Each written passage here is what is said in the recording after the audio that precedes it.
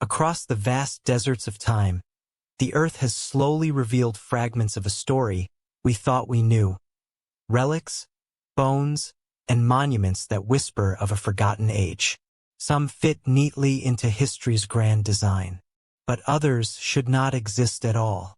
How could ancient hands carve structures that align perfectly with the constellations, centuries before telescopes ever existed? Who left behind tools and skeletons that seem older than humanity itself? And what ancient knowledge have we lost or perhaps were never meant to find? Each discovery only deepens the mystery, challenging everything we believe about where we came from. So prepare to venture beyond the known, into the shadows of history, where science falters, myth awakens, and the truth waits, buried beneath the dust of forgotten worlds. Because tonight we're exploring the most bizarre and mysterious archaeological discoveries that remain unexplained. Hidden beneath the sunlit plains of Sardinia lies a place where the living once spoke softly to the dead. A place older than the pyramids of Egypt, carved directly into the island's ochre stone. This is the necropolis of Angaluruju. At first glance, it appears as a quiet field of shallow depressions and small entrances, nothing remarkable to the untrained eye. But step closer and the illusion dissolves. Dozens of openings lead into the earth, revealing an underground world of chambers, tunnels, and carved sanctuaries. These are the domus de Janus, literally houses of the fairies. Archaeologists believe these rock-cut tombs were created around 3200 BCE, during the late Neolithic period. The necropolis spreads across the rolling countryside near Alcaro, its soft limestone carved into intricate networks of funerary spaces. Some are small, scarcely large enough to crawl inside. Others open into rooms adorned with red ochre spirals, bullhorns, and geometric symbols, marks that have persisted for 5,000 years. The craftsmanship is deliberate. The architecture mirrors the homes of the living, suggesting that death was not an end, but a continuation, a passage into another dwelling. In these ancient Sardinian chambers, the deceased were placed alongside objects of daily life, tools, ornaments, and bowls, as though they might need them beyond this world. Yet, even amid the echoes of ritual and reverence, many questions remain unanswered. Who carved these tombs? And what beliefs drove such an immense, coordinated effort so early in human history? The dominant interpretation is pragmatic and spiritual at once, that the domus de Janus were expressions of ancestor worship, shaped by a culture deeply connected to the cycles of nature and the idea of rebirth. The red ochre found on the walls, and sometimes on the bones of the dead, is thought to symbolize blood, life, and regeneration, a visual metaphor for the transition between worlds. But some details don't fit neatly within that explanation. Many chambers are marked with horned motifs, stylized symbols of bulls. To some scholars, these represent fertility, power, or the divine masculine. Others suggest a deeper cosmic connection, that the horns might mirror celestial patterns, or reflect an early form of astronomical worship. A few tombs align with the solstices, hinting that those who built them may have watched the skies as carefully as they honored their dead. Then there are the carvings themselves, doors and false windows etched into solid stone. Some appear to lead nowhere, while others seem to open toward the earth's core. Were these simply symbolic portals, guiding the spirit toward an unseen realm? Or could they represent something else entirely, something we no longer have the language to describe? In the folklore of Sardinia, the domus de Janus are said to be the dwellings of supernatural beings, small luminous fairies who lived in the rocks and sometimes emerged at dusk to sing. Local tales describe them as both kind and unpredictable, capable of blessing or cursing those who disturbed their homes. For centuries, villagers avoided these tombs after dark. Even today, some hesitate to enter them alone. Modern archaeology, of course, dismisses such stories as mythology layered over ancient memory. Yet folklore has a peculiar way of preserving fragments of truth, echoes of something once deeply believed. Could the fairies of legend be distant recollections of the people who built these tombs, their identities transformed over millennia into myth? Or do these stories hint at experiences, visions, sensations, encounters that we no longer understand? More intriguing still are the physical traces that suggest an advanced level of organization among Sardinia's prehistoric inhabitants. The precision of the cuts, the uniformity of the designs, and the widespread distribution of similar tombs across the island indicate a shared cultural and spiritual system, and yet no written language from that time survives. We have architecture, but not the words to explain it. Artifacts found at Angaluruju, obsidian blades, necklaces of shell and bone, clay figurines, link the site to distant trade networks, stretching perhaps as far as the Iberian Peninsula and North Africa. Sardinia, isolated though it may seem, was never cut off from the world. People moved, traded, and exchanged ideas. But the symbolic language carved into these tombs seems unique, as if born from a belief system that has left no other trace. Some researchers point to genetic studies suggesting that the island's earliest inhabitants may have been part of a larger, now lost Mediterranean culture, a civilization older than the Minoans, predating even the Neuralgic towers that later dotted Sardinia's landscape. If true, the necropolis of Angaluruju could be a surviving footprint of that forgotten world. Others, more speculative still, have proposed stranger origins. They see in the Domus de Janus evidence of contact with unknown builders, or influences that predate known human history. These theories are often dismissed by academia, but they persist, in books, in documentaries, in the quiet curiosity of those who visit and feel something ancient stir beneath the surface. Because standing before one of these tombs, the air heavy with the scent of earth and stone, it's easy to sense the passage of untold generations. The silence feels alive, almost sentient. The walls seem to breathe with memory. Were these chambers merely the final resting places of the dead? Or could they have served another purpose? A temple? Portal? A place where the living sought communion with whatever lay beyond their world? The answers remain locked within the rock. Archaeologists continue to study, to measure, to date, to classify. But much of the meaning has already slipped beyond reach, carried away by time and silence. Perhaps the Domus de Janus were meant to be that way. Mysteries carved to endure, preserving not just the dead, but the enigma of what it means to be human. And so, as the sun sets over Angelou Rouge, casting long shadows across the entrances of these ancient houses, one can't help but wonder what other secrets still lie buried beneath Sardinia's soil, waiting for the right eyes to see them. As the echoes of Sardinia's ancient tombs fade, our journey drifts across the Atlantic to a colder, quieter landscape, a place where the forest meets the sea, and the soil holds stories older than any written record. Here, along the rugged coast of Maine, in the northeastern reaches of the United States, something was found, something small, unassuming, and impossibly out of place. A single silver coin. At first glance, it might have seemed ordinary, but under the dust of centuries, faint symbols began to emerge. Letters, lines, and patterns that no colonial mint could have produced.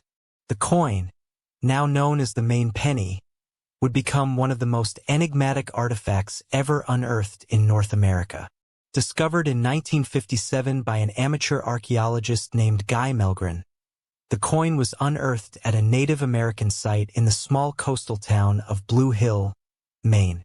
The dig had revealed pottery shards, stone tools, and remnants of an ancient settlement.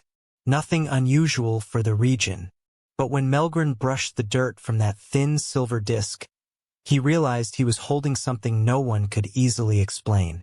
After years of study and debate, experts identified it as a Norwegian silver coin, minted during the reign of King Olaf III, also known as Olaf Kira, around the 11th century CE, that places its origin in medieval Scandinavia, centuries before Columbus' arrival in the New World.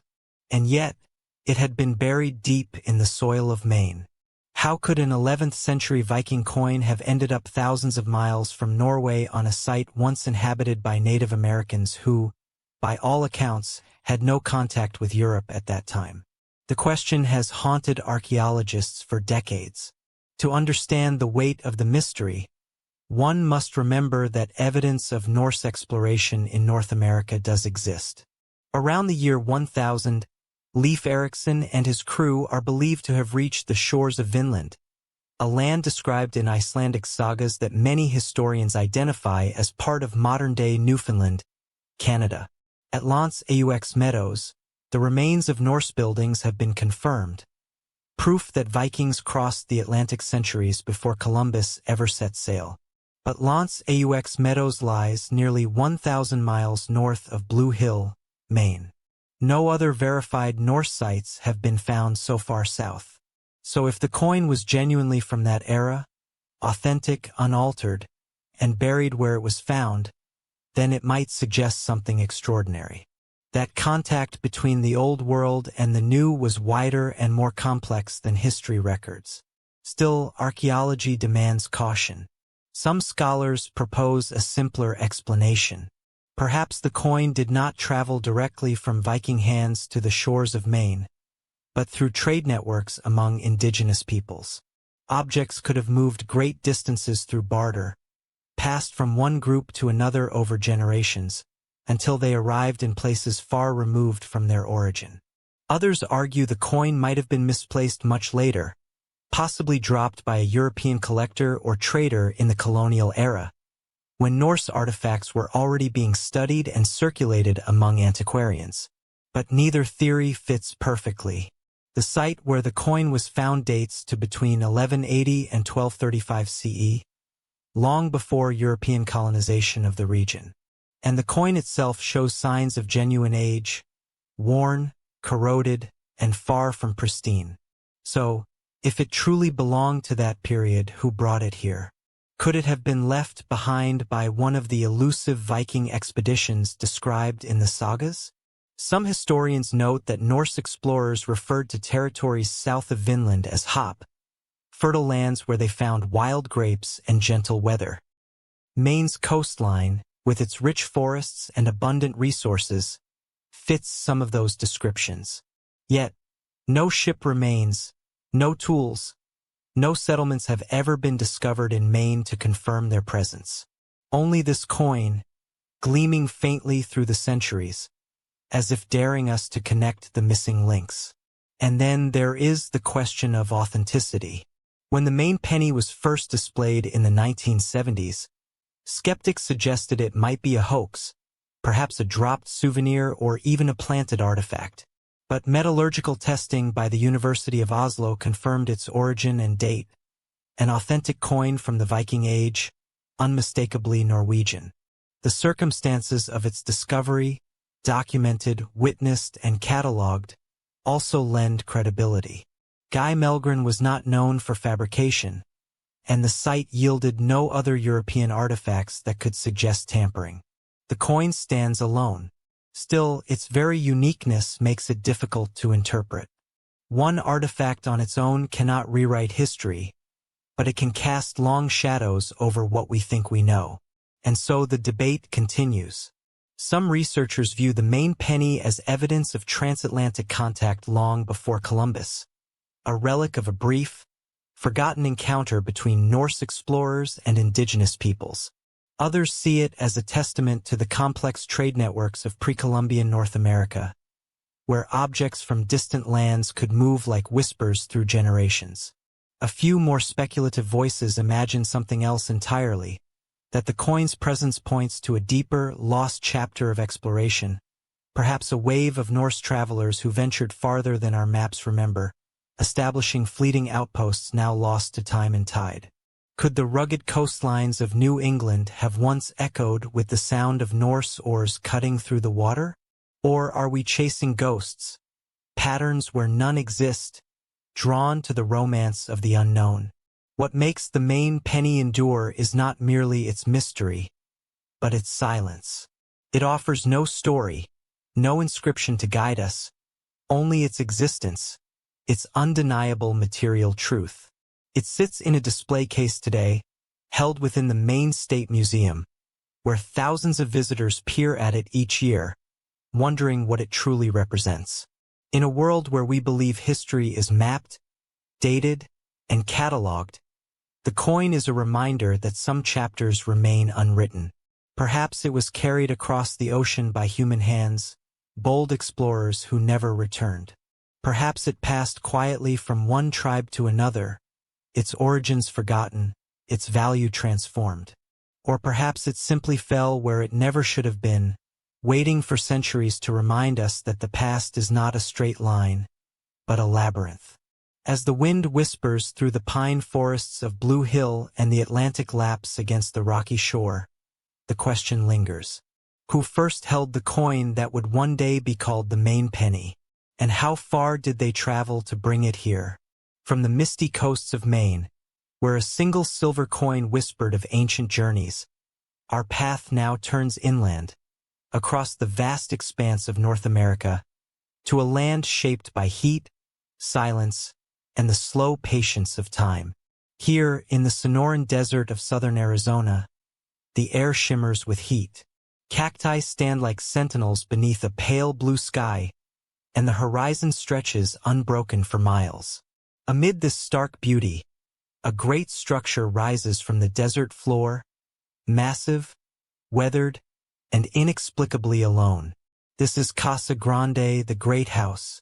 For nearly 7 centuries, it has watched the desert winds drift across what was once a thriving community. Today, it stands roofed by a protective canopy, a skeleton of ancient engineering preserved against the slow decay of sun and sand. But even now, after countless studies and decades of archaeological inquiry, the true purpose of this monumental building remains one of the most compelling mysteries in the American Southwest. Built by the Hohokam people around 1350 CE, Casa Grande is a 4-story structure made entirely of caliche, a natural mixture of sand, clay, and calcium carbonate hardened by the desert's heat.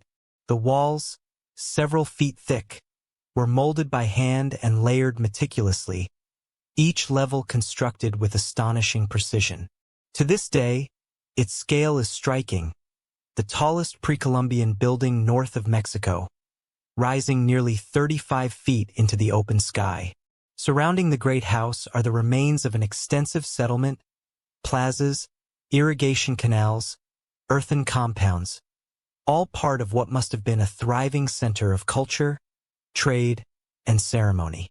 Yet, among the ruins, nothing else quite matches the grandeur or mystery of the central structure. Why did the Hohokam build such a massive edifice in the middle of the desert? The most accepted explanation is that Casa Grande served as a ceremonial and administrative hub, a place of leadership, ritual, and observation. Its construction reflects deep knowledge of both engineering and astronomy. Archaeologists have noted that several openings in the upper walls align with the movements of the sun and moon, particularly during the summer solstice and lunar standstills. These alignments suggest that the building may have functioned as an observatory, allowing its builders to track time, seasons, and celestial events crucial for agriculture. The Hohokam were masters of irrigation. Their canal systems, spanning hundreds of miles, transformed the desert into fertile farmland, supporting one of the most sophisticated agricultural societies in pre-Columbian North America. To maintain that delicate balance of water and crop cycles, they would have needed precise knowledge of the seasons. In that sense, Casa Grande might have been the heart of their calendar, a living instrument carved from earth itself. But there are details that complicate this picture. The interior rooms show no clear signs of domestic life. No hearths, no food storage, no evidence of everyday activity. The massive outer walls offer more protection than such a peaceful environment should require. And while the astronomical alignments are evident, they do not explain the scale or complexity of the structure. Some researchers have suggested it could have served as a defensive stronghold, a refuge from potential conflict or environmental disaster. But the surrounding walls, though impressive, would not have withstood prolonged attack. Others propose a religious or ceremonial role, a sacred space accessible only to a select few, a temple where priests observed the heavens and interpreted the will of the gods. Then there are theories that drift further from the known, venturing into the realm of speculation. Could Casa Grande have been built in response to something cosmic, perhaps a celestial event so significant it reshaped belief itself? The precise alignments, some say, might have been not merely practical, but symbolic, marking connections between the earthly and the divine. More fringe interpretations imagine it as a kind of communication beacon, part of a network of sites across the Southwest sharing astronomical or even metaphysical knowledge. Others wonder if it represents a lost cultural exchange, an echo of distant influences, reaching into the deserts of Arizona from civilizations far beyond. Whatever its function, one thing is clear: the effort required to construct it was immense. Estimates suggest hundreds of workers may have spent years shaping and lifting thousands of tons of caliche by hand, all without metal tools, draft animals, or written plans. Why would a people pour so much labor and devotion into a structure that, to our eyes, seems to have no clear purpose? Perhaps, as some anthropologists suggest, its true meaning lies not in practicality, but in identity. Monumental architecture can be a statement, a way for a culture to declare its presence to time itself.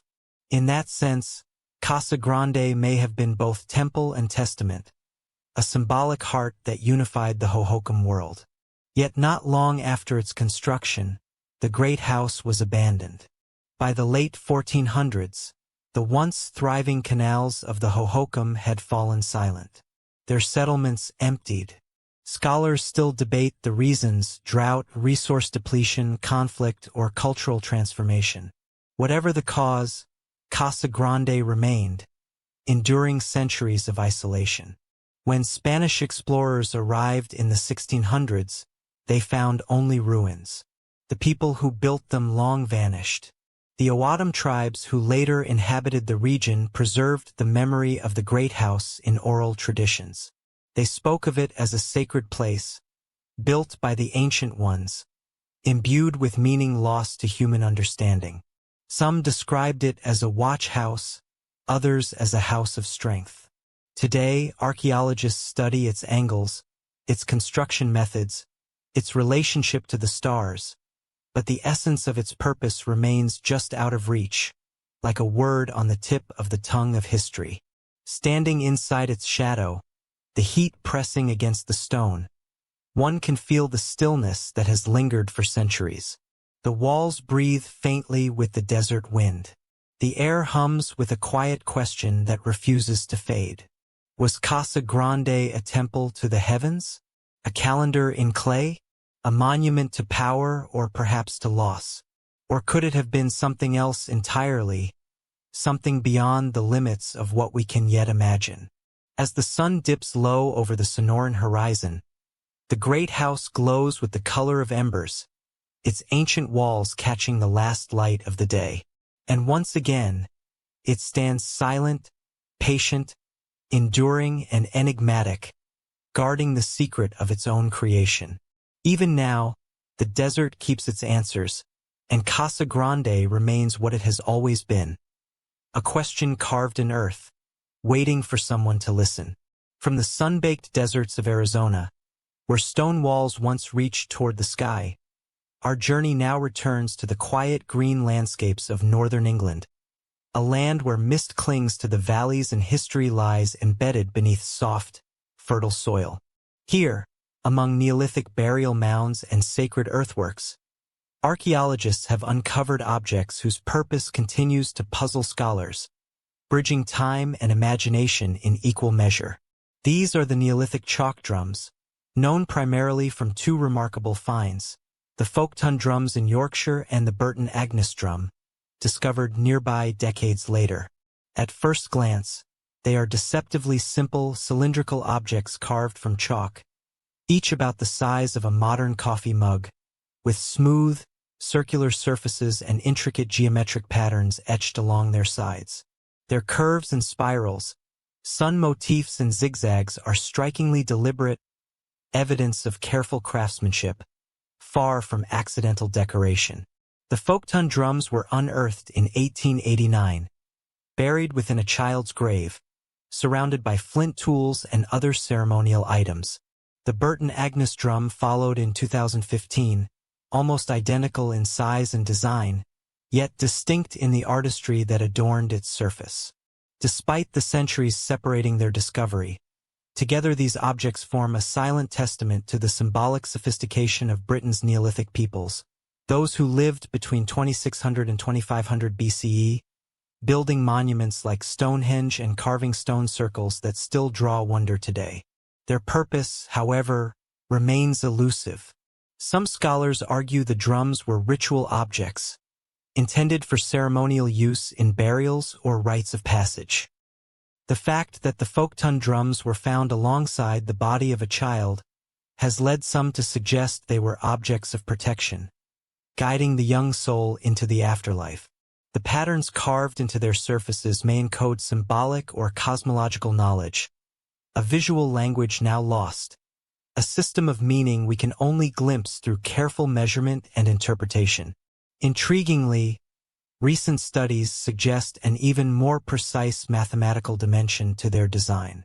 Researchers have observed that the drum diameters correspond to units of measurement used in monumental construction at the time. Some propose that they functioned as measuring devices, helping Neolithic builders plan and execute structures with astonishing accuracy. The chalk cylinders, in this view, are not mere decoration.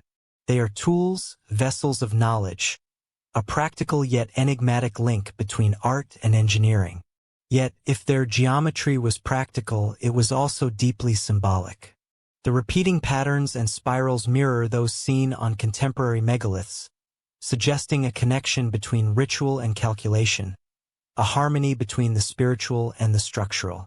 The drums could have been ceremonial instruments that also encoded numerical systems, a fusion of belief and measurement that speaks to a worldview both sophisticated and mysterious. Other theories drift further into the speculative. Some suggest that the drums were musical instruments intended to resonate during ceremonies, though their solid chalk composition seems ill-suited to sound. Others see them as status symbols, objects denoting rank or prestige within Neolithic society. Their placement in graves, sometimes with children, hints at a society where symbolism, inheritance, and the sacred intertwined in ways we can no longer fully understand. Consider, too, the broader context. These drums were not isolated artifacts. They were part of a landscape teeming with Neolithic innovation. Stone circles, long barrows, cursus monuments, and hinges, all meticulously aligned to the movements of the sun and moon. In such a world, even the smallest objects could carry profound significance.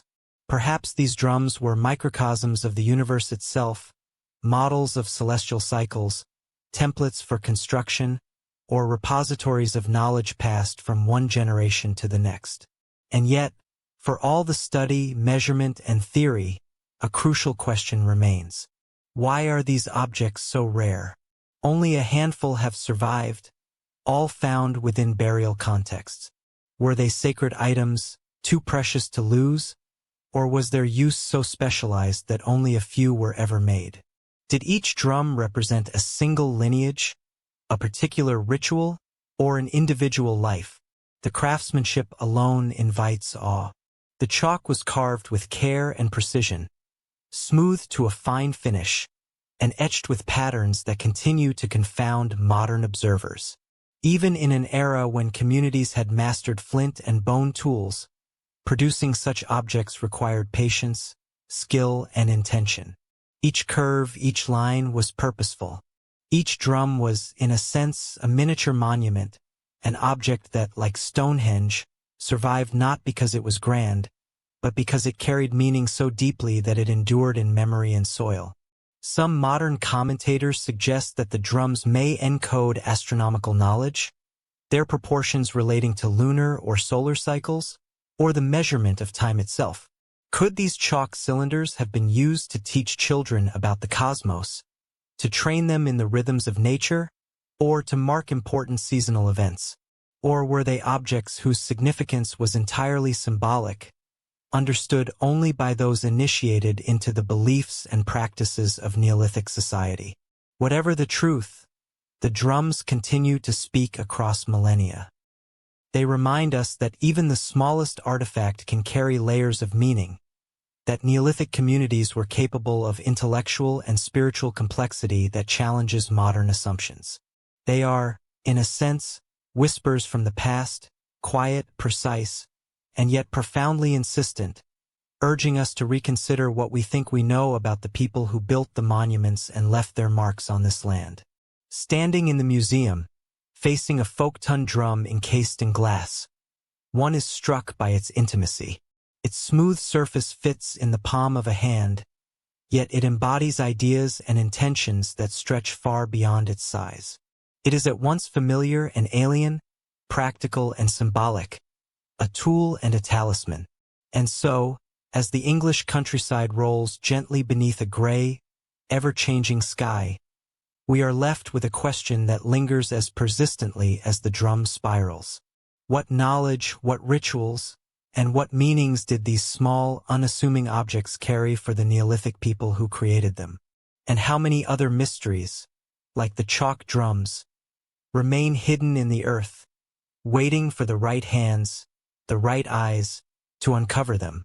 From the rolling green fields of northern England, where small chalk drums whisper of Neolithic mysteries, our journey now turns to the dense, tropical highlands of central Mexico, a land where jagged mountains cradle ancient cities and history seems almost alive in the air itself. Here lies a city of monumental scale, once teeming with life, ritual, and ambition, Teotihuacan. And at its heart stands one of the most enigmatic and awe-inspiring structures of the ancient world, the Temple of the Feathered Serpent. The moment you approach the temple, even in imagination, it commands attention. Its multi-tiered pyramid rises sharply from the broad, flat expanse of the Avenue of the Dead.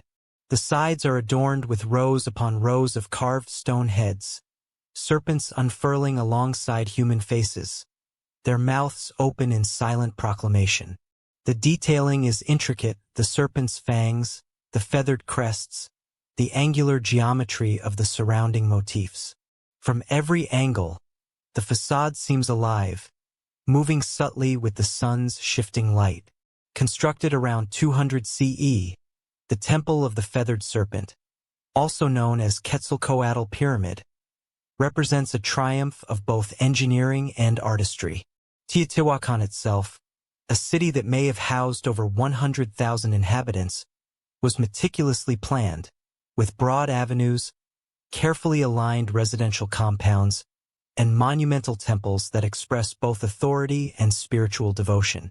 Yet, despite decades of excavation and study, the temple at the city's center continues to guard many of its secrets. The feathered serpent was a deity of immense importance, a symbol of creation, fertility, and the duality of life and death. But why was this particular pyramid so elaborate, so central, and so intimately connected to the surrounding urban fabric? Inside the temple, excavations have revealed tunnels and hidden chambers, filled with precious objects, jaguar and serpent effigies, offerings of obsidian, shells, and even human remains. The discovery of hundreds of sacrificial victims beneath the pyramid has led scholars to conclude that it was a site of intense ritual significance. But the scale of the sacrifices and the meticulous placement of offerings suggests something beyond simple religious devotion, an architectural and ceremonial choreography designed to awe, to communicate, to assert control over both people and cosmos. Archaeologists have long debated the pyramid's function. Was it a religious center, dedicated to honoring Quetzalcoatl and guiding the souls of the dead? Or did it serve as a political statement, a demonstration of Teotihuacan's power over its populace and rivals? Perhaps it was both, a fusion of faith, authority, and spectacle intended to maintain social order through the awe inspired by sacred architecture. Yet, the mysteries multiply when we consider the city's broader layout. Teotihuacan is aligned with astonishing precision to celestial events. The pyramid itself sits on a precise north-south axis, and some researchers have suggested that it was designed to track solar and planetary cycles to anchor time itself within the city's organization. Could the Temple of the Feathered Serpent have been not just a place of worship, but a cosmic observatory, a terrestrial counterpart to the heavens? Then there are the subterranean chambers, long, narrow tunnels extending beneath the pyramid, their walls lined with intricate carvings and carefully arranged objects. Some of these chambers were sealed deliberately, as if to protect secrets or knowledge meant to remain hidden. The deliberate placement of jaguar skulls, shells, and obsidian blades suggests ritual significance, yet no definitive explanation has been agreed upon. Why these particular objects? What knowledge did their arrangement encode? Fringe theories, while speculative, add another layer of intrigue. Some suggest the pyramid's carvings and alignments might encode astronomical or cosmological knowledge far more advanced than previously thought. Others wonder if it reflects a lost esoteric tradition, a philosophy or science whose understanding of energy, life, and the cosmos remains inaccessible to modern observers. While these ideas remain unverified, they speak to the power of the structure, its ability to provoke curiosity and awe centuries after its creation. The Temple of the Feathered Serpent also raises questions about Teotihuacan itself. Despite its monumental scale, the city's original inhabitants remain largely anonymous. Unlike the Maya, who inscribed their history in stone and codices, the people of Teotihuacan left no written records, no names, no dynasties. Their city was one of grand ambition, yet shrouded in anonymity. The pyramid, in this context, may have served as a silent language conveying authority, ritual, and cosmic order where words could not. Perhaps the most haunting aspect of the temple is its endurance. For nearly 2 millennia, it has watched over the plains, silently bearing witness to human endeavor, conflict, and passage. Layers of earth and ash have accumulated, concealing the chambers and leaving archaeologists to dig not just through soil, but through centuries of lost knowledge. Each discovery, be it an obsidian dagger, a carved effigy, or the remnants of human sacrifice, reveals only fragments of a story that is tantalizingly incomplete. Even the pyramid's serpents invite speculation. Quetzalcoatl, the feathered serpent, embodies paradox, earth and sky, human and divine, creation and destruction.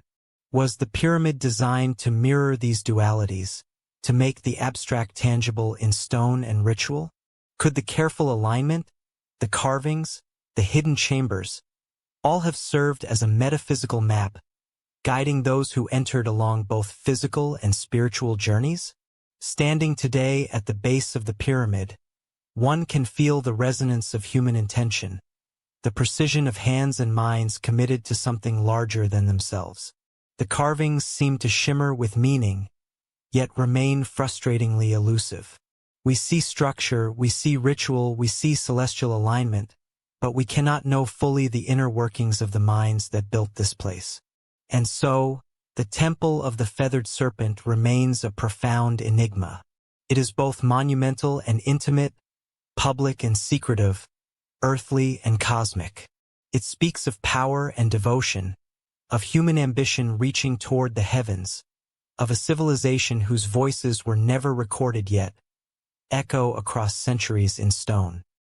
As the sun rises over the Avenue of the Dead, casting long shadows across the pyramid's carved serpents, one cannot help but wonder what knowledge, what beliefs, and what secrets were encoded into every layer of this great structure. and how much of it still lies hidden, waiting beneath the earth for a future observer to decipher, to understand, or simply to marvel at. From the monumental carvings of Teotihuacan, where serpents and human faces entwine in stone, our journey now turns to a more intimate yet equally enigmatic artifact, a single fragile object that carries the weight of human expression across millennia. It is small enough to hold in the hand, yet the questions it provokes are immense. This is the face bone, an engraved fragment that continues to puzzle scholars and collectors alike. Unearthed in the late 20th century in the region of Montmorin, France, the face bone is a fragment of an animal long extinct, most likely a reindeer, carved by humans during the Upper Paleolithic period, roughly 12,000 to 15,000 years ago. The fragment measures only a few inches in length, but upon its surface, delicate, deliberate engravings appear, lines etched with care, forming geometric patterns, repetitive motifs, and, to some observers, shapes suggestive of symbolic communication. At first glance it might seem ordinary, a piece of bone, worn and weathered by time, yet the precision of the carvings belies its age. Every groove and indentation speaks to a hand skilled in tool use, guided not just by practicality, but by intent. These are not scratches of chance.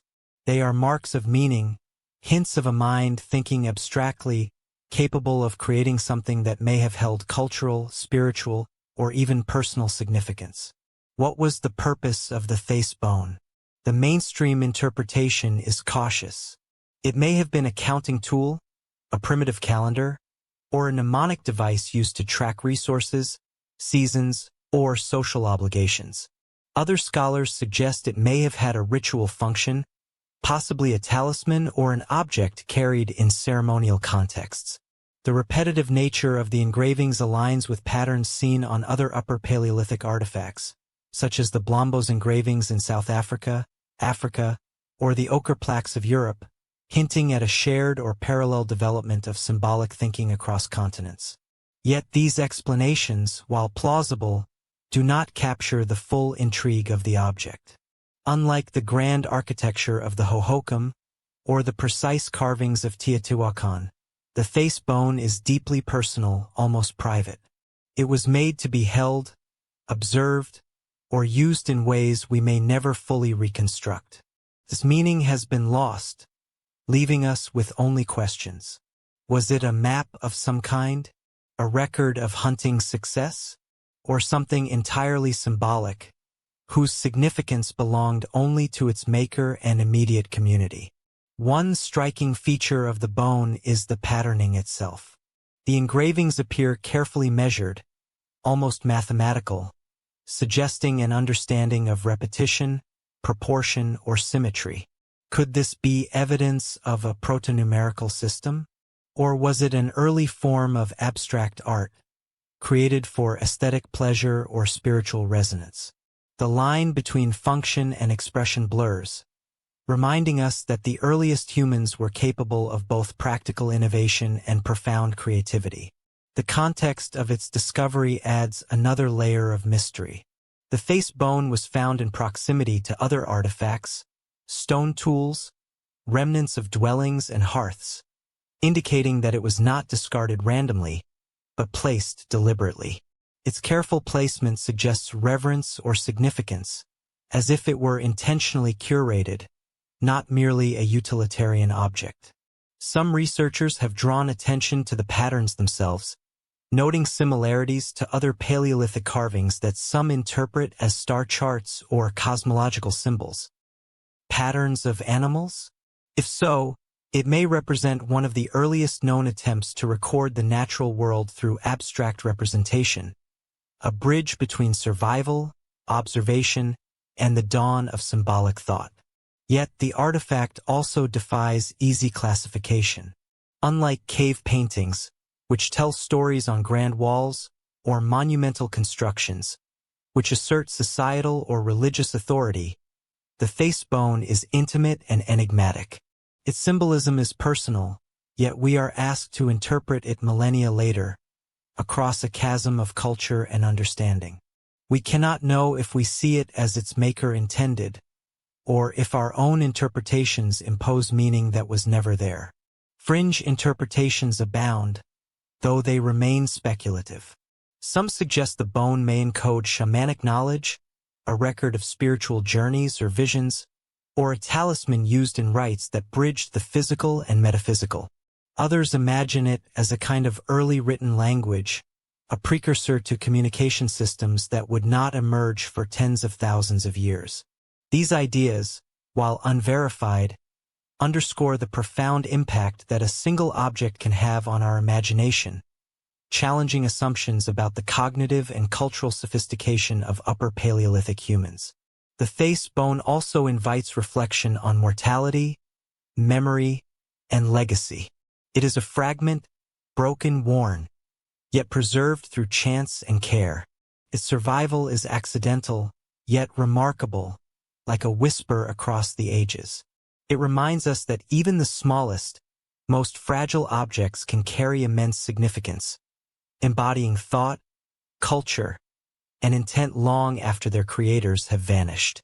Holding a face bone today, in a museum or under the careful gaze of a researcher, one can almost feel the hand that engraved it, the mind that conceived the patterns, the context in which it was used. It is a tangible connection to a human consciousness that existed far earlier than any written record, yet whose voice still echoes faintly through stone and bone. And so, as we examine its delicate carvings, we are left with a question that is both simple and profound. What did these lines mean to the person who made them, and how much of that meaning has been lost to time? How many other fragments, hidden beneath the soil of Europe or elsewhere, carry stories and knowledge that await discovery? The face bone remains silent, yet eloquent. It reminds us that even in the smallest objects, the mysteries of human ingenuity, creativity, and understanding are waiting, patient, enduring, and as enigmatic as the dawn of thought itself. From the quiet, intimate mystery of the face bone, where a single fragment of engraved reindeer tells stories lost to time, our journey now moves across the continent to the sun-baked deserts of Southern California. Here, in the arid expanse of the Colorado Desert near Blythe, the landscape itself becomes canvas, and the earth whispers of human presence in a scale so vast that it can only be fully appreciated from the sky. These are the Blythe intaglios, enormous geoglyphs etched into the desert floor, depicting humanoid figures, animals, and abstract shapes. Unlike petroglyphs carved into rock, these intaglios are created by scraping away the darker desert surface stones to reveal the lighter sand beneath, producing designs that stretch for tens, sometimes hundreds of meters. Viewed from above, the figures emerge in stark contrast to the desert's muted palette, silent yet unmistakable, a testament to human intention across millennia. The Blythe intaglios were first documented by archaeologists in the 1930s, though they were known locally to the Mojave and Quechua tribes for generations. Radiocarbon dating and stylistic analysis suggest that they were created between 450 and 2,500 years ago, placing them within a rich, prehistoric cultural landscape that included hunting, seasonal migrations, and ceremonial life in the harsh desert environment. Among the most striking figures are the humanoid forms, some measuring over 50 meters long with elongated limbs, radiating lines, and intricate designs. Some depict what appear to be headdresses. Others carry abstract shapes whose meaning eludes modern understanding. There are also depictions of animals, quadrupeds, birds, and serpentine forms that suggest the artists were inspired by both the natural world and symbolic or spiritual concepts. Why were these immense figures created? Mainstream interpretations suggest ceremonial or ritual significance. The Mojave and Quechua oral histories describe their ancestors using the geoglyphs in ritual dances, healing ceremonies, or as offerings to spirits. Some researchers propose that the intaglios marked sacred pathways guiding participants during processions across the desert. Others view them as territorial markers or symbols of group identity, asserting presence and stewardship over the land. Yet many questions remain. The sheer scale of the intaglios implies that they were intended to be seen from above, an impossible perspective for those walking among them. Did the creators envision spirits, deities, or ancestors viewing their work from the sky? Or is it possible that the designs were meant to interact with the natural landscape itself, rivers, mountains, and the shifting desert sun, rather than a literal aerial gaze? Another layer of mystery lies in their construction. The figures were carefully scraped from the desert surface, a labor-intensive process requiring planning, measurement, and precise execution. How did the creators maintain proportion over such immense distances? Were rudimentary tools or surveying techniques used? Or did their knowledge emerge from a combination of observation, trial, and intuition honed over generations? Some researchers suggest a celestial or astronomical dimension. The intaglios are often oriented in ways that may correspond with the rising and setting of the sun during solstices, or with the positions of certain constellations. Could the Blythe intaglios have served as calendars, guiding agricultural cycles, hunting seasons, or ceremonial events? Or are these alignments coincidental, interpreted through the lens of modern curiosity? Fringe interpretations, while speculative, add to the allure. Some propose that the scale and precision of the intaglios hint at influences or knowledge from unknown visitors, outsiders whose perspective allowed them to imagine the figures from above. Others suggest that the humanoid shapes reflect visionary or shamanic experiences, perhaps even interactions with the spirit world, recorded in the earth itself. Though these ideas remain conjectural, they underscore the profound impact that the intaglios exert on those who study them. The Blythe intaglios are not static relics. They are alive in the landscape. Wind and rain slowly erode the designs, yet the desert preserves them in remarkable detail. Over centuries, the lines have been maintained and redefined, sometimes by local inhabitants who understood their importance, sometimes by the desert itself.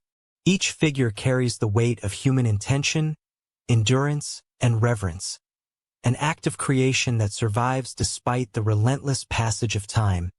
And yet much about the intaglios is unknowable. The people who made them left no written record, and the full context of their creation has faded into the desert sands. We can measure them, document them, even model them with aerial photography and satellite imagery, but the thoughts, beliefs, and intentions behind their creation remain elusive. There is also the question of scale and perspective. How would someone hundreds of years ago conceive of such figures, knowing that only an elevated vantage point would reveal their full form? Did the creators see them in a visionary sense, through spiritual insight, or perhaps as a way to communicate with forces beyond their immediate perception? As one stands on the ground today, surrounded by the flat, sun-baked expanse, the figures appear abstract, enigmatic, incomplete. Yet when glimpsed from above, the lines coalesce into patterns of striking clarity, offering a glimpse of human ambition, creativity, and ritual practice that transcends the ordinary. The Blythe intaglios are reminders that human expression is not bound to walls, to small objects, or to the span of a single lifetime. They can stretch across the earth itself, enduring in silence for thousands of years. And so, as the desert wind stirs the sands along the edges of the geoglyphs, we are left with the profound question: what drove the creators to leave these enormous images on the desert floor, to communicate across space, time, and generations? And how many other secrets, etched into the earth or hidden in plain sight, remain waiting for those who are willing to see them, fully, patiently, and with curiosity unbound? The Blythe intaglios endure as a testament to human ingenuity and mystery, silent yet eloquent, inviting us to ponder what else the earth itself might hold, just beyond our understanding. From the vast expanses of the California desert, where geoglyphs stretch across the earth and whisper of human intention, our journey now turns to the quieter, more intimate artifacts of Europe's distant past, objects small enough to hold, yet enigmatic enough to defy easy understanding. These are the Bronze Age lock rings, mysterious rings of metal that suggest purpose and sophistication far beyond their modest size. Lock rings are hollow, circular bands, often made from bronze or gold, discovered primarily in Bronze Age contexts across Europe, particularly in Scandinavia, the British Isles, and Central Europe. At first glance, they appear simple, small rings unassuming, yet perfectly formed, with ends that taper or hook in ways that imply function beyond mere ornamentation. Archaeologists have debated their use for decades. Were they jewelry, status symbols, tools, or perhaps something entirely different, an object whose purpose has been lost to time? The craftsmanship is precise. Each ring is cast or hammered with care, and some feature intricate ridges or decorative motifs along their surface. Even in the Bronze Age, when metalworking was a labor-intensive skill, these rings demonstrate deliberate design, a careful balance between form and function. They are small, yes, but within their curves they contain evidence of human ingenuity and problem-solving. Most of the rings have been found in burials or hoards, suggesting symbolic importance. In some graves, they were placed alongside weapons, tools, or other ornaments, implying that they carried social or ritual significance. Could they have been objects of protection, amulets, or tokens of power? Their presence in high-status burials suggests a role that transcended mere practicality, yet their small size and hollow construction also point to function, something tangible and interactive. Scholars have proposed several mainstream explanations. Some believe the lock rings were used as hair rings to fasten locks of hair or attach decorative elements. Others suggest they were components of clothing or armor, functioning as fasteners for garments or belts. Still others argue that they may have been tokens of allegiance, personal identifiers, or markers of rank within a complex Bronze Age society. Yet despite these plausible interpretations, the lock rings continue to perplex. Many are too small or delicately formed for the proposed uses, while others show where patterns inconsistent with the functional explanations. The repeated design across widely separated regions suggests a cultural or symbolic language, an understanding of form and purpose shared across societies, yet now only partially understood. Adding to the intrigue are the variations in design. Some lock rings feature spiral motifs, geometric patterns, or incised lines that may hold symbolic meaning. Could these patterns have encoded information about lineage, religious belief, or social status? Or were they simply decorative, intended to enhance the object's aesthetic appeal? The truth remains tantalizingly out of reach. There is also the question of scale and rarity. Unlike common jewelry or tools, lock rings are relatively rare, and many are found in contexts that suggest ritual deposition, such as watery graves or carefully curated hoards. This suggests that their value may have been symbolic or spiritual, rather than purely utilitarian. Why invest so much skill and effort in creating something so small and delicate if it was intended for everyday use? Some more speculative interpretations propose that lock rings were part of early locking or fastening systems, possibly components of mechanical devices or symbolic locks. Could they have been tools for securing sacred objects, or objects imbued with ritual authority? Others suggest they may have served as counting devices, tokens, or markers, objects used to record transactions, alliances, or events within Bronze Age communities. Though no definitive evidence has yet confirmed these theories, they point to the ingenuity and creativity of prehistoric societies, people capable of both practical invention and symbolic expression. Lock rings also invite reflection on the human desire to create objects that endure. Many have survived thousands of years, preserved by burial or deposition, yet their meaning has been lost. In their silence, they speak not only of Bronze Age craftsmanship, but of the fragility and impermanence of understanding. These small rings, once handled daily or ceremonially, now rest behind glass, mute witnesses to a world that we can glimpse only partially. The connections across regions further deepen the mystery. Lock rings found in Scandinavia resemble those in Britain and Central Europe, suggesting communication, trade, or shared cultural practices spanning great distances. How did knowledge of these designs spread? Was it through migration, trade networks, or independent innovation? And why did certain forms persist, while others vanished without trace? Even the simplest questions remain unanswered. Who first designed the lock ring? What exactly were they securing, symbolizing, or representing? And how did these objects shape the social, ritual, or spiritual life of Bronze Age communities? Each ring, delicate and hollow, holds fragments of answers, yet leaves us grasping for the whole. Today, archaeologists study them with microscopes, 3D scanning and experimental reconstruction, seeking clues in where patterns, residues, and context. Each investigation adds detail, but also raises new questions, reminding us that the past is rarely straightforward. The lock rings resist easy categorization, challenging our assumptions about what constitutes tool, ornament, or symbol. And so, as we examine these tiny artifacts, polished by millennia and engraved with human intent, we are reminded of the enduring mystery of Bronze Age Europe. The lock rings speak in a quiet, deliberate voice, a voice that conveys craftsmanship, culture, and an unspoken understanding of the symbolic world, yet leaves us questioning their precise meaning. What ideas, rituals, or knowledge did these small, circular objects encode? And how many other subtle artifacts, now lost or waiting to be discovered, hold secrets just as profound, just as elusive, and just as capable of connecting us to the minds of people long gone?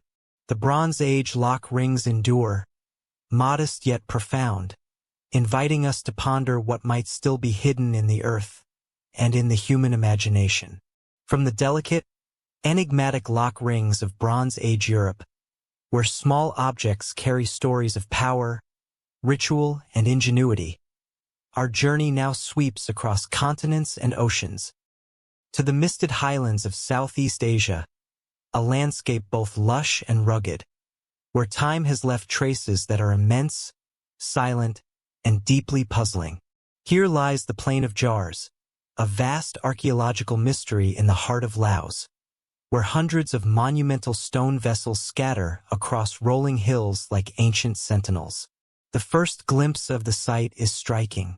Fields of grass rise and fall beneath a soft, tropical haze, and across them sit enormous stone jars, some over 3 meters tall, carved from solid sandstone, granite, or limestone. Weathered by centuries of sun, wind, and monsoon rains, their surfaces are smooth yet pitted with erosion. Some lie upright, while others have toppled over or fractured, their interiors hollowed with such precision that one almost expects to see them hold water, grain, or treasure. The jars are scattered across multiple plateaus, forming clusters and alignments whose patterns are difficult to decipher from the ground. Archaeologists estimate that more than 90 sites contain these jars, and in total, thousands of individual vessels have been documented. The sheer scale of the undertaking suggests not just practical effort, but a societal commitment of immense proportion, raising immediate questions about the purpose and meaning behind these colossal objects. Dating these jars has proven challenging. Most researchers place them in the Iron Age, between 500 BCE and 500 CE, though some artifacts found nearby suggest that human activity in the area may have begun much earlier. What is certain is that the jars were crafted by skilled hands, using tools capable of shaping and hollowing stone of remarkable hardness. The effort involved quarrying, transporting, and sculpting massive blocks, is astonishing, particularly considering the absence of draft animals or modern machinery. The prevailing explanation offered by archaeologists is that the jars are connected to funerary practices.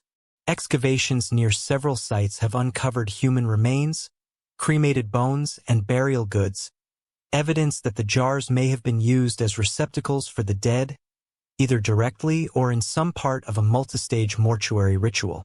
Radiocarbon dating of bones and charcoal fragments suggests that the jars were associated with ceremonial interment, possibly serving as collection points before cremation or as tombs themselves. Yet even with this context, so much remains inexplicable. The diversity of the jars, some decorated, others plain, some cylindrical, others conical or ovoid, suggests a variety of purposes or meanings. Why were they spread across such vast expanses, rather than concentrated in a single necropolis? How were the enormous stones moved across hills and valleys with such precision? And perhaps most tantalizing, why did an entire culture invest so heavily in vessels that seem, in modern eyes, both monumental and enigmatic? Some scholars suggest the jars may have also had ritualistic, cosmological, or symbolic significance beyond their funerary role. Could their placement correspond to celestial or seasonal alignments, or to sacred geography known only to their creators? Certain jars feature subtle motifs or carvings, lines, bands, or patterns that may encode spiritual or societal meaning, though no consensus has been reached regarding their symbolism. More speculative interpretations have arisen, particularly regarding the sheer scale and precision of the jars. Could they have functioned as containers for ritual substances, storage for offerings, or even communal gathering points for ceremonies whose exact nature is now lost? Some fringe theories propose astronomical or even metaphysical purposes, though these remain unverified. What is clear, however, is that the jars' enormity, their strategic dispersion, and the labor required to construct them point to a society deeply invested in ritual, memory, and perhaps the unseen forces of life and death. Adding to the intrigue is the discovery of human remains both within and around the jars, sometimes cremated, sometimes not. The patterns of deposition vary, with some jars containing evidence of multiple individuals, suggesting collective ritual activity. Could the jars have served as thresholds between the living and the dead, as liminal spaces where ancestral spirits were honored or invoked? Or were they markers of social hierarchy, signifying the burial of certain individuals over others, and reflecting societal organization we can only speculate about? The plain of jars is also a landscape scarred by more recent history. During the mid-20th century, the region was heavily bombed during conflicts in Southeast Asia, leaving many jars damaged or buried under unexploded ordnance. Despite this, the site endures, resilient and imposing, a testament to the ingenuity and vision of the Iron Age people who created it. Modern archaeologists work with extreme caution, not only to preserve the jars themselves, but to navigate the hidden dangers of the terrain, a reminder that these silent monuments continue to challenge us in both practical and intellectual ways. Standing among them today, one cannot help but feel a sense of awe and humility. The jars rise like ancient guardians over grassy hills, their interiors hollow yet resonant with human presence. They evoke questions not just about their practical use, but about the worldview of their creators. How did they understand life, death, and the cosmos? What rituals, beliefs, or knowledge guided their hands as they shaped these enormous vessels? As the wind whispers across the plateaus, shifting clouds casting ever-changing shadows over the jars, the mystery remains intact.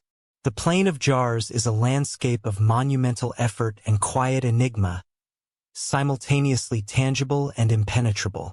We are left to wonder, why did a civilization invest so much time, skill, and energy into creating thousands of these massive stone jars?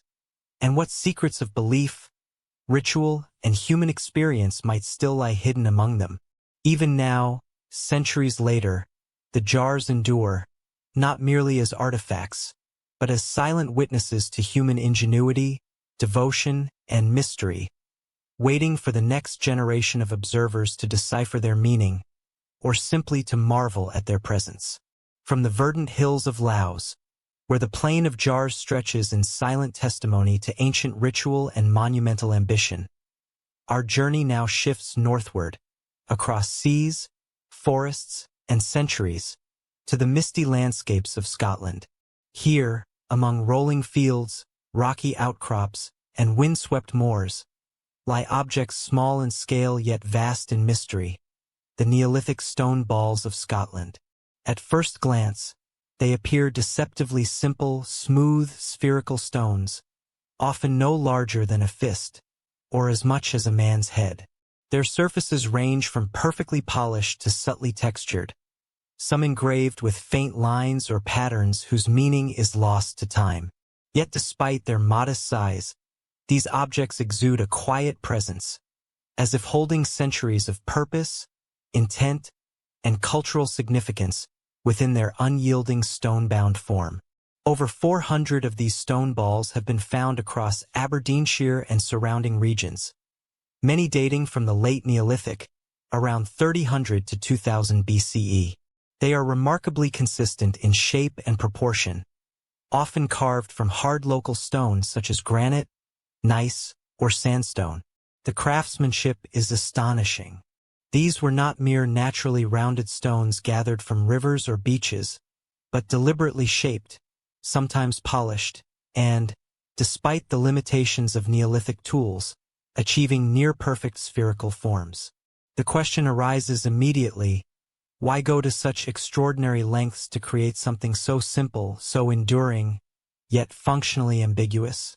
Archaeologists have long debated their purpose, offering interpretations grounded in context and evidence. Some suggest they were symbolic or ceremonial objects, possibly used in rituals related to power, status, or cosmology. Others propose they may have been weapons or projectiles, though their weight and precise balance seem impractical for warfare. Many of the balls have been found in burial sites, arranged with care alongside human remains, stone axes, or pottery. This placement hints at a role intertwined with the spiritual or social life of Neolithic communities. Could these spheres have represented the cosmos itself, miniature worlds held in human hands? Or were they markers of territorial or clan identity, symbols of authority passed from one generation to the next? Some patterns suggest mathematical or geometric knowledge. A subset of the balls features subtle carvings, concentric rings, or indentations, while others exhibit uniformity in size and proportion that implies precise measurement techniques. Did the makers use these balls as tools for surveying, planning, or aligning structures? Could they have been models, teaching aids, or instruments in rituals that combined practical and symbolic functions? Yet the enigma deepens when we consider the distribution. These objects are remarkably concentrated in northeast Scotland, particularly around Aberdeenshire, yet few appear elsewhere. Why this region and why at this time? The concentration suggests a cultural or regional significance, a shared practice or belief system whose meaning is now obscure. Some researchers argue that the spheres may have denoted rank or social hierarchy, while others point to their use in ceremonial games or contests, though evidence for such activities remains speculative. Fringe interpretations, while unverified, add an additional layer of fascination. Some propose that the stone balls encode astronomical knowledge, perhaps corresponding to solstices, lunar cycles, or star patterns. Others imagine the balls as energetic or metaphysical objects, instruments through which Neolithic communities interacted with unseen forces or ancestral spirits. While these ideas are speculative, they underscore the extraordinary effect these objects have had on imagination and inquiry. Small stones capable of holding immense conceptual weight. Equally mysterious is their durability. Thousands of years later, these spheres remain nearly intact, surviving the elements, human disturbance, and the slow erosion of time. Their simplicity is deceptive. Within their smooth exteriors lies the imprint of human intention, skill, and patience, as well as the enigmatic echo of cultural practices we can only partially reconstruct. Handling a Neolithic stone ball, one senses a connection across millennia. The cold, heavy stone fits in the palm, yet its meaning, why it was shaped, carried, or buried, remains elusive. In its symmetry, one glimpses an understanding of geometry, proportion, and aesthetics. In its presence, one feels the weight of history, human ingenuity, and mystery combined. The balls also invite reflection on the Neolithic worldview. Were these spheres conceived as microcosms of the universe, representations of celestial perfection? Were they meant to connect the living with the dead, or the earthly with the spiritual?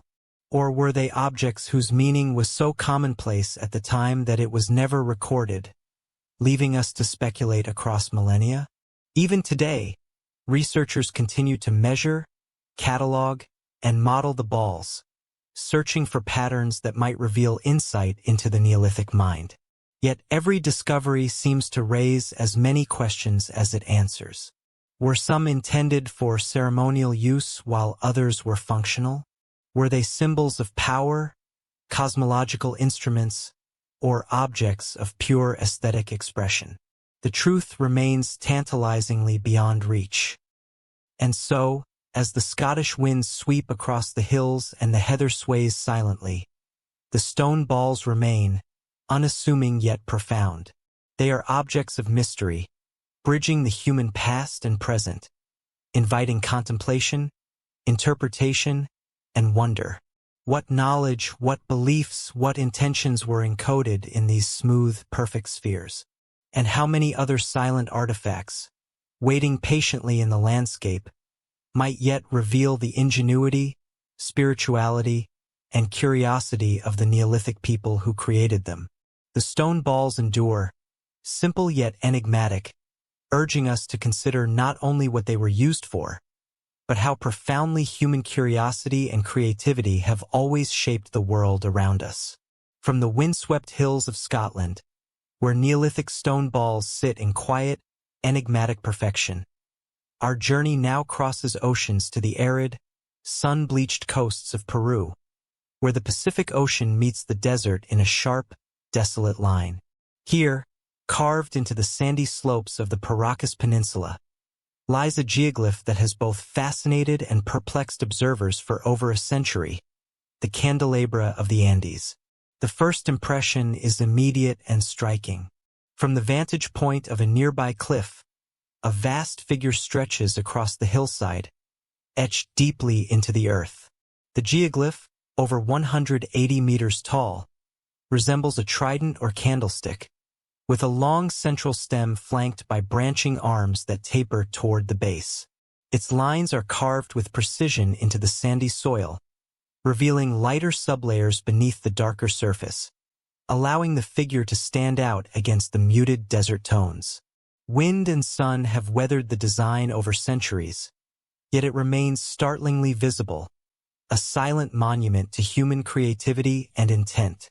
Scholars date the candelabra to the pre-Inca Paracas culture, around 200 BCE to 200 CE, though its precise age and purpose remain subjects of debate. The scale of the figure is immediately apparent. It was designed to be seen not from the ground, but from afar, perhaps even from the sea. This invites the first of many questions. For whom was this image intended? Mariners navigating the treacherous coastline?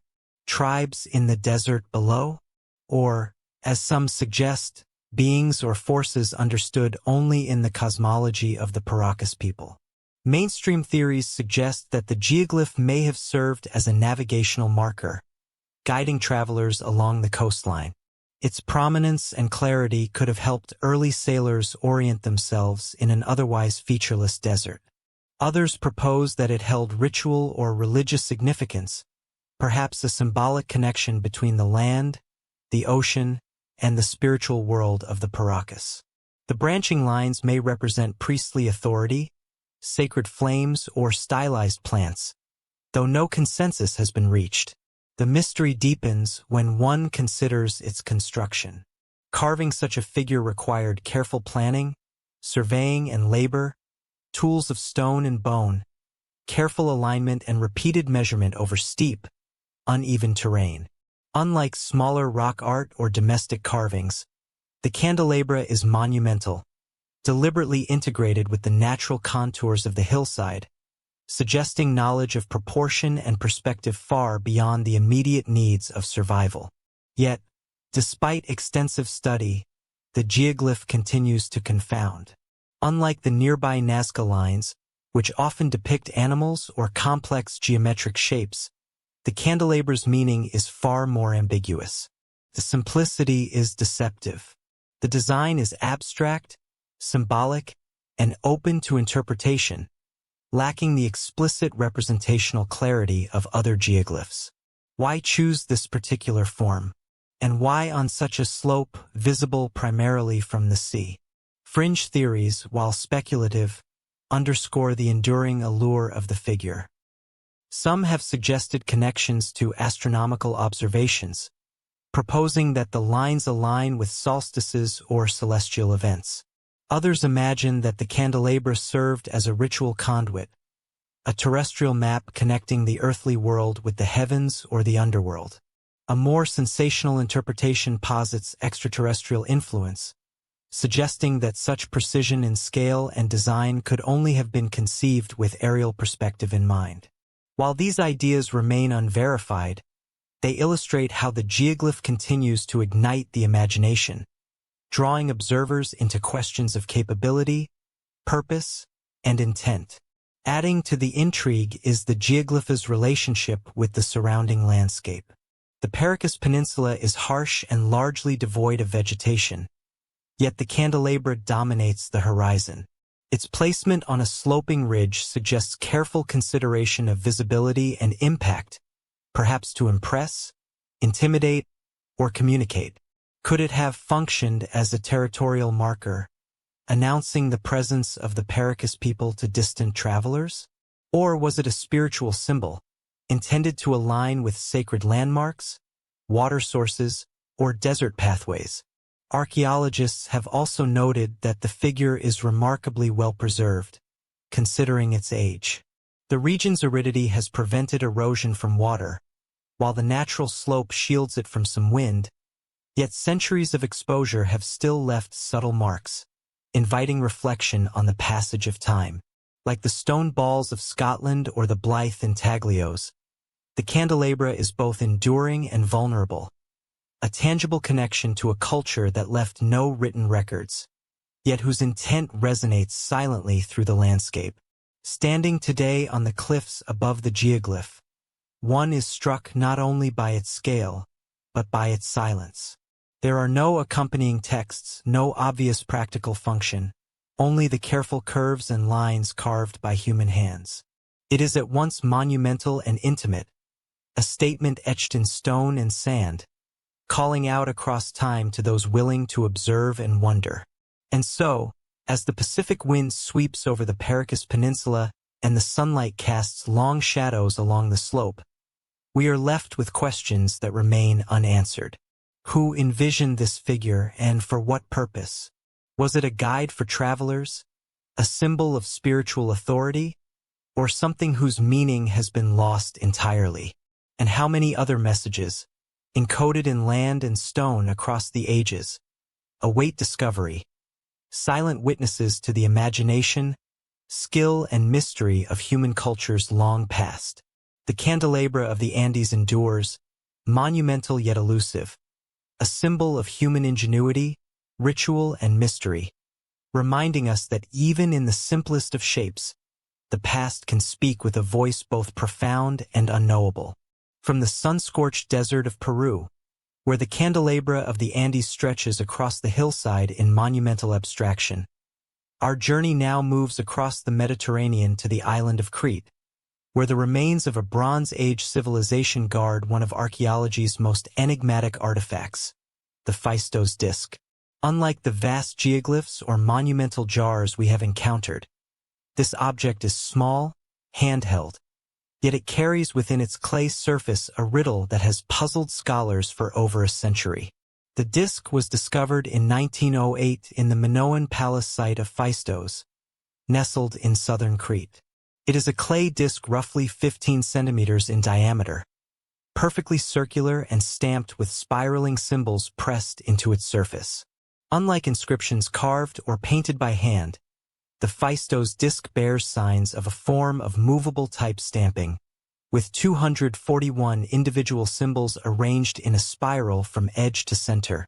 Each symbol, representing human figures, animals, plants, tools, and abstract forms, is rendered with remarkable consistency and precision, hinting at an organized system of communication.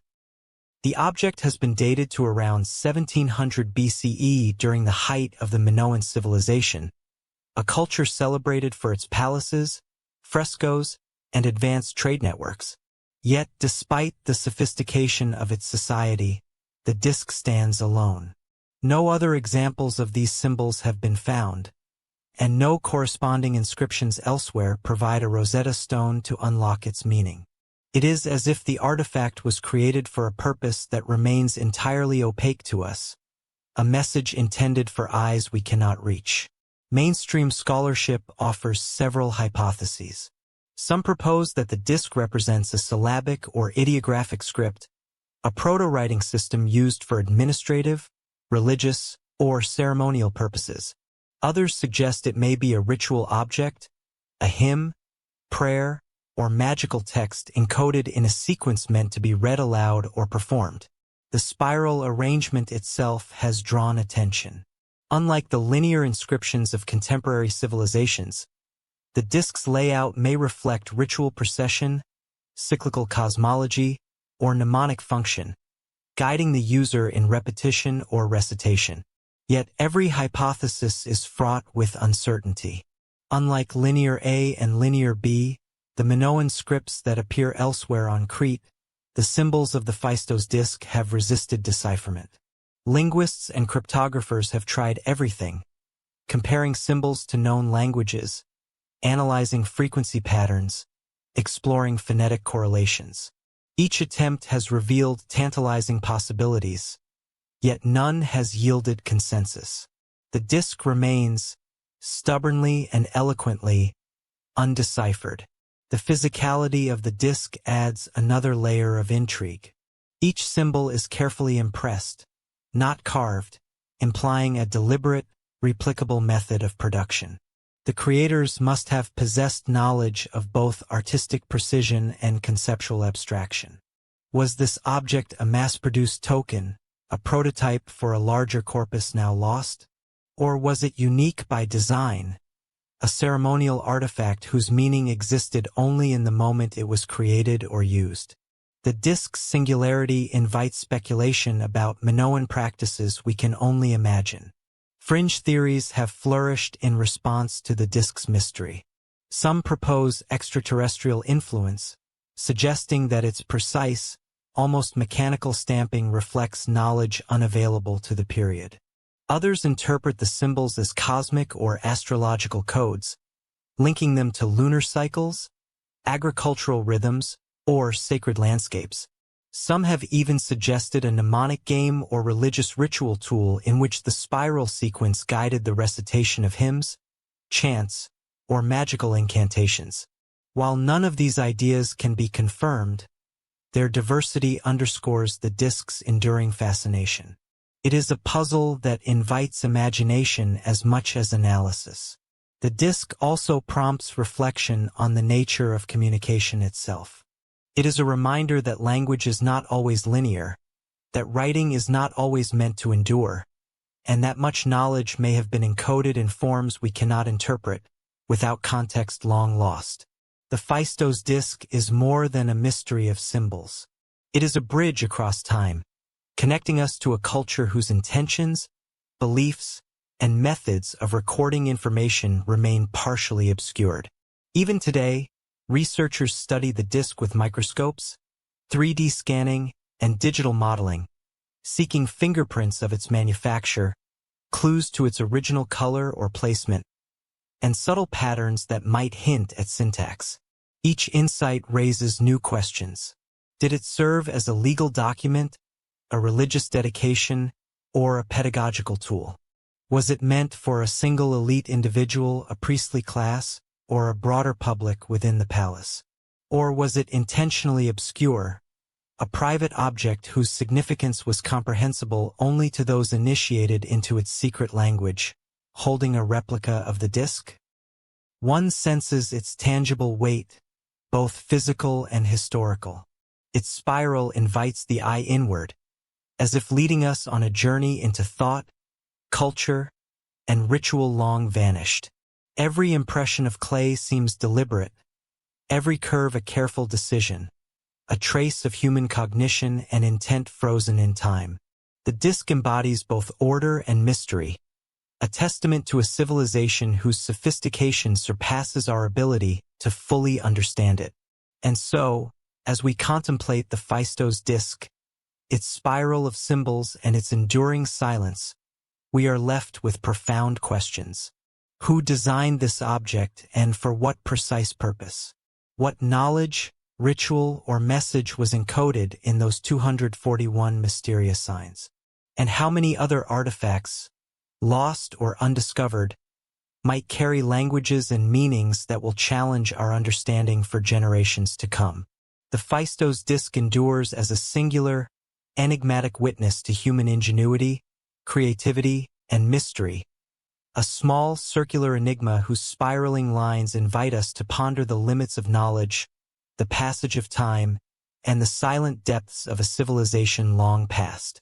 From the Minoan ingenuity captured in the spiraling Phaistos disc, where symbols and intent remain locked across millennia, our journey now turns once more to the landscapes of Western Europe, to a stretch of the Breton coast in France, where time has left its mark not in clay or small stone, but in endless lines of standing stones.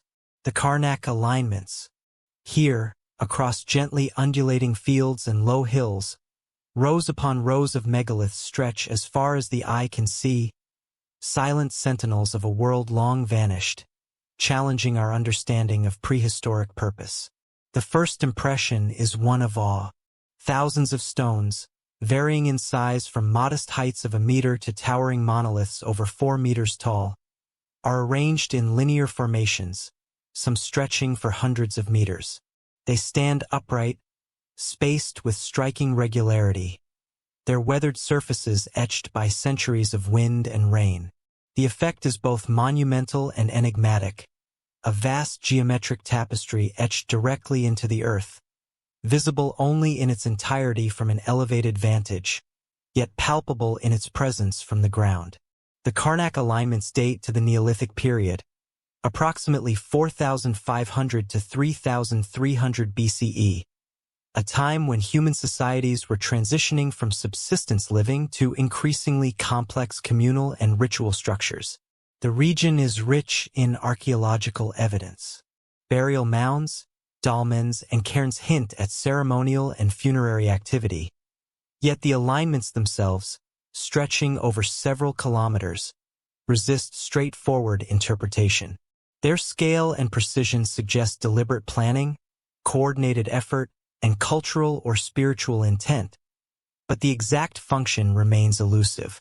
Mainstream hypotheses emphasize ritual, astronomical, or territorial significance. Some archaeologists propose that the lines were aligned with celestial events, marking solstices, equinoxes, or lunar cycles. Could the rows have functioned as an enormous calendar, a guide to agricultural cycles or sacred festivals? Others suggest that the alignments were processional avenues, paths for ritual movement during ceremonies, guiding participants across the landscape in carefully choreographed ritual performances.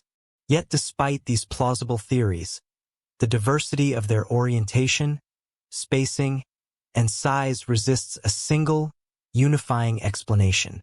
The sheer labor required to erect and arrange thousands of stones is staggering. Each monolith had to be quarried, transported, and erected, often over considerable distances, without the aid of modern machinery. How did Neolithic communities organize this effort?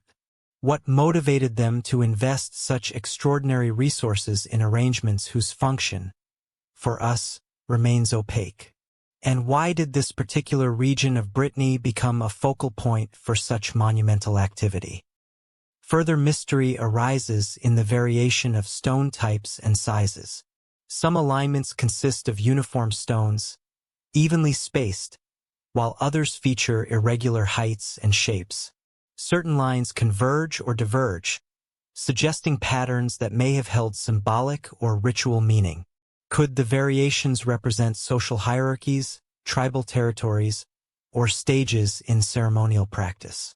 Or were they aligned with elements of the landscape, the rising sun, rivers, or sacred groves now lost to memory? Fringe theories have long surrounded the Karnak alignments, reflecting their profound aura of mystery. Some suggest astronomical sophistication beyond conventional understanding, with the stones acting as markers for planetary movements or distant cosmic events. Others propose metaphysical or energetic purposes, imagining that the lines channeled spiritual or geomantic forces, creating sacred corridors across the land.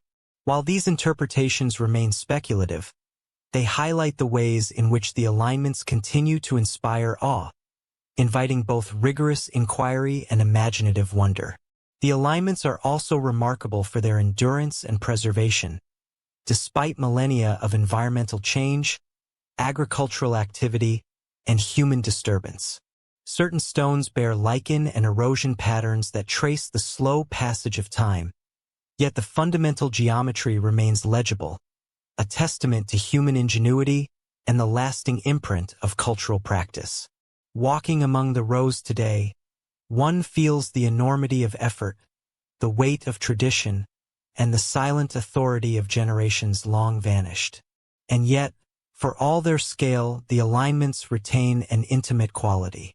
Standing between the stones, one senses a deliberate choreography, a rhythm of placement that resonates with both the earth and the sky.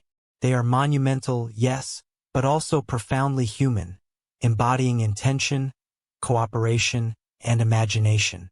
They invite questions about belief, identity, and the ways in which early societies expressed connection to the land, the cosmos, and one another. We are left with enduring questions. Were the alignments primarily ceremonial, guiding ritual movement and social cohesion? Did they encode astronomical knowledge or mark sacred geography? Were some lines designed for visibility from distant hills or water routes, while others held significance only to those walking among them? The Karnak alignments endure, silent yet eloquent, a testament to prehistoric ambition, vision, and mystery. They remind us that human beings have long sought to shape their surroundings with purpose, to create patterns that speak to both the practical and the spiritual. And they invite reflection on what remains hidden in the landscapes of our ancestors, waiting for patient observation, contemplation, and, perhaps one day, insight. How much do we truly understand about the intentions that guided these ancient builders? And what other secrets might be embedded in the stones, the hills, and the spaces between, waiting silently for discovery, interpretation, and awe? The Karnak alignments remain an enduring enigma, stretching across time and terrain, whispering the mysteries of a Neolithic world still largely beyond our grasp. From the windswept fields of Brittany, where the Karnak alignments rise in endless rows of enigmatic stones, our journey now moves eastward across continents and millennia to the heart of China, where the earth itself guards a monumental secret, the terracotta army. Unlike the solitary symbols or linear formations we have explored, here is a vast, organized host, silent, colossal, and meticulously crafted, standing guard for a ruler who sought immortality and control even beyond death. Discovered in 1974 near Xi'an, Shaanxi Province, the terracotta army lies within the vast mausoleum complex of Qin Shi Huang, the first emperor of a unified China. Hundreds, eventually thousands, of life-sized figures fill deep pits, arranged in precise military formation. Foot soldiers, cavalry, charioteers, and generals stand poised, their expressions individualized, their armor detailed, their postures purposeful. Each figure, though sculpted from clay, radiates a startling lifelikeness, suggesting not only technical skill, but also a profound understanding of human anatomy, rank, and martial culture. The scale is staggering. Estimates suggest over 8,000 soldiers, along with horses and chariots, populate the necropolis, though only a fraction has been excavated. The figures were originally painted in vibrant colors, though exposure to air and light has long since dulled them to earthen tones. The level of detail is remarkable.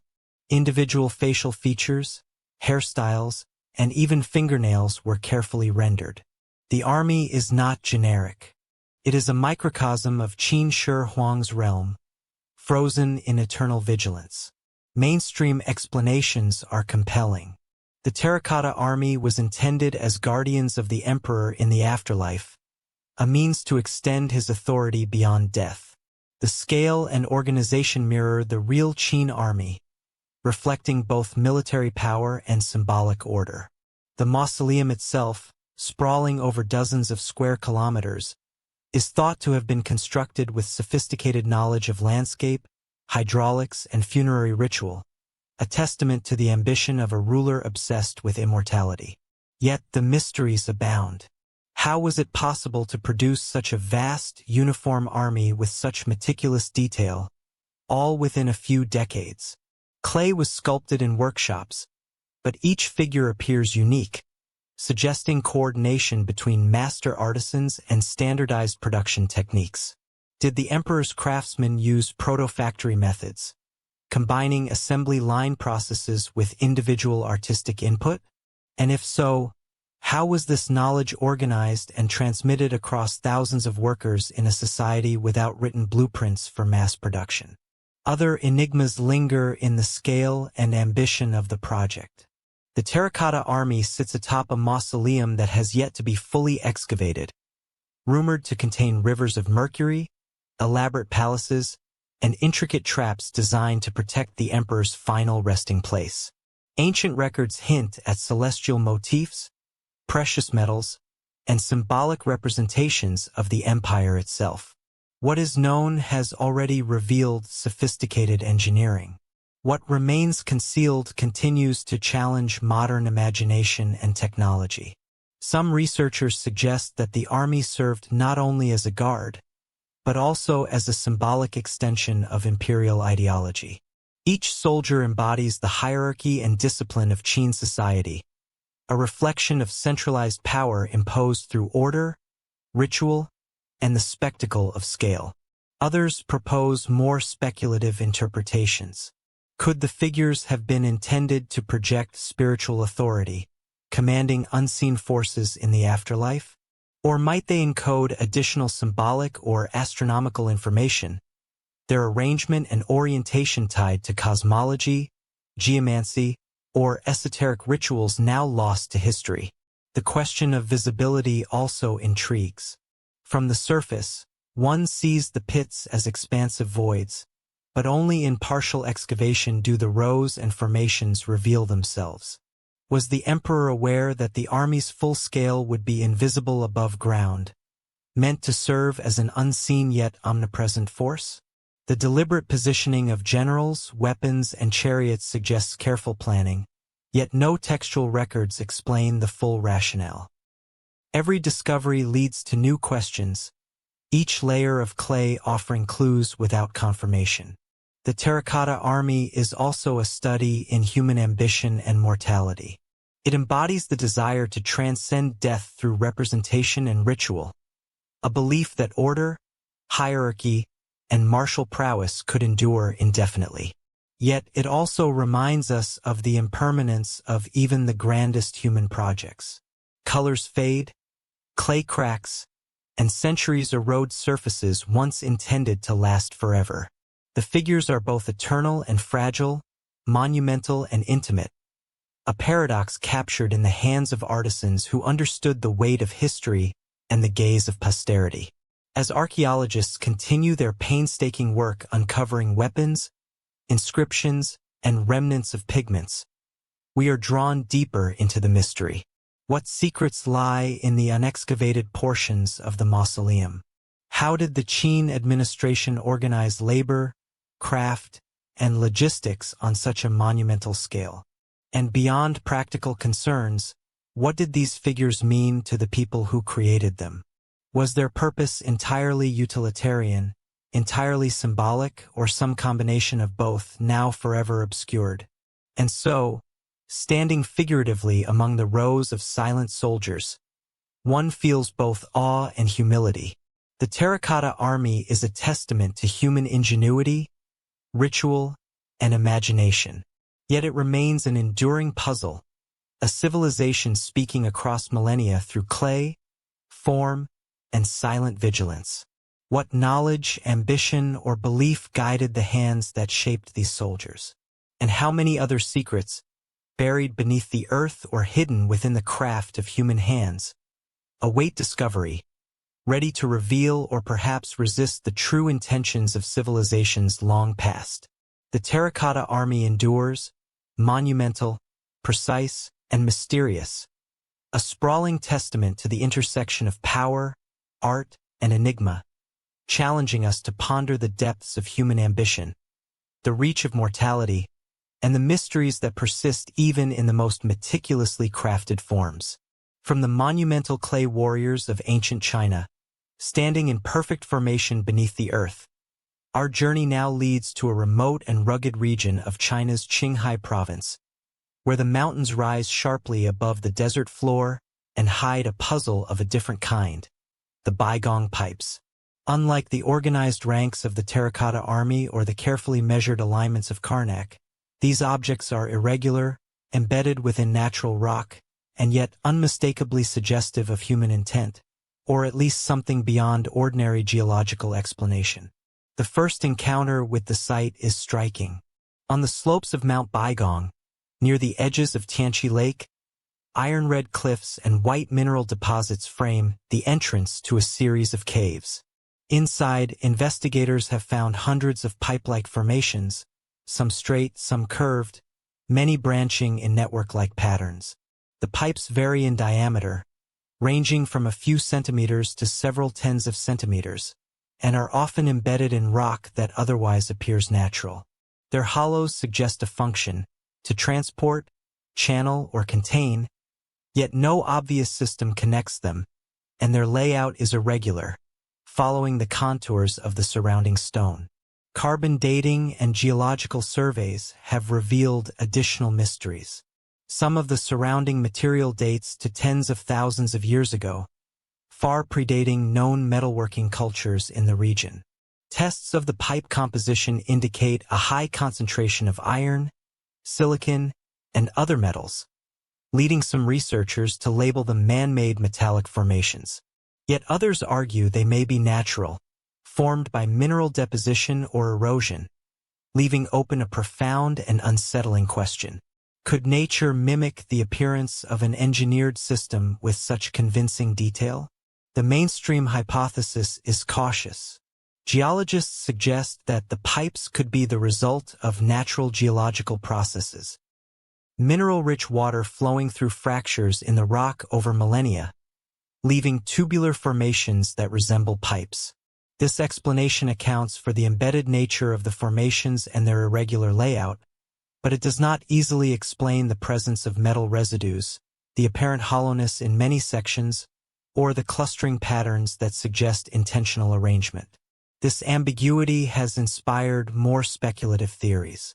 Some have proposed that the baigong pipes represent ancient plumbing or hydraulic systems, relics of a civilization lost to history, one capable of metallurgical and engineering feats long before known historical records. Others speculate that the network served as a ritual or energy channeling system, a conduit for ceremonial purposes now incomprehensible to modern eyes. Fringe interpretations even suggest extraterrestrial involvement, imagining that the pipes were part of a technological system of unknown origin.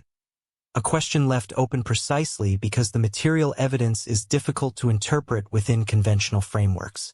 Adding to the intrigue is the proximity of Tianqi Lake, a striking body of water that seems intimately connected with the pipes. Some of the larger formations appear to extend toward the lake, as if channeling fluids or energy from one site to another. Could this indicate a functional system, a ceremonial interface with water? Or is it simply the result of geological coincidence? No definitive answer exists, and every field expedition uncovers new nuances. Additional pipe clusters, mineral residues, and subtle branching patterns that complicate existing theories. The site's remoteness contributes to its mystery. Baigong is difficult to access, and the harsh climate of Qinghai province limits both archaeological exploration and systematic scientific study. Many formations remain unexamined, hidden in cliffs or beneath debris, suggesting that the full extent of the network may be far greater than currently documented. Each visit raises fresh questions. Why here? Why in this specific configuration? And why does the site appear so deliberately structured, yet simultaneously chaotic, defying simple categorization as either natural or artificial? One of the most intriguing aspects of the Baigong pipes is their appearance of purposeful engineering. Certain sections show branching and connections that mirror piping systems used in human construction, with angles and junctions that appear intentional. If these were purely natural, how could such regularity arise without the hand or mind of a designer? Yet if they were engineered, by whom and why, in a period predating any known advanced civilization in the region, the questions extend beyond science into imagination, forcing us to confront the limits of current understanding. Even as modern technology, ground-penetrating radar, compositional analysis, and carbon dating advances, the Baigong pipes resist definitive interpretation. They are simultaneously tangible and elusive, a series of hollows and channels that speak of functionality, yet defy explanation. Unlike the terracotta army or the Karnak alignments, their scale is intimate, their complexity subtle, but their mystery is no less profound. They ask us to question assumptions about the boundaries between natural and artificial, past and present, known and unknown. Standing at the entrance of one of the caves, gazing into the dark hollows and metal-laced walls, one feels a sense of both wonder and unease. The pipes are silent, immovable, yet strangely communicative, a message frozen in stone, iron, and mineral, waiting for interpretation. We are drawn to speculate, to imagine civilizations or technologies lost to time, while simultaneously confronted with the possibility that nature alone may have orchestrated this intricate puzzle. And so we are left with questions that linger as persistently as the pipes themselves. Were the Baigong pipes formed by human hands, or by the slow, patient artistry of natural forces? If they are man-made, what civilization created them, and for what purpose? Plumbing? Ritual?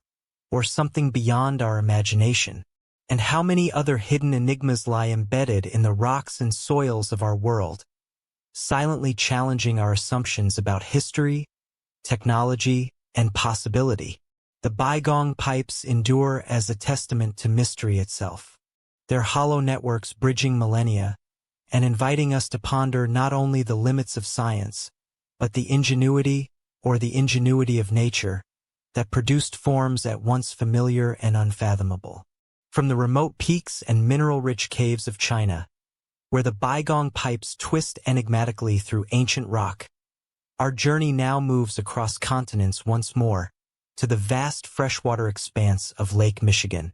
Beneath its churning waves, researchers have uncovered a mysterious formation that evokes echoes of ancient Europe, yet remains entirely enigmatic, the so-called Lake Michigan Stonehenge.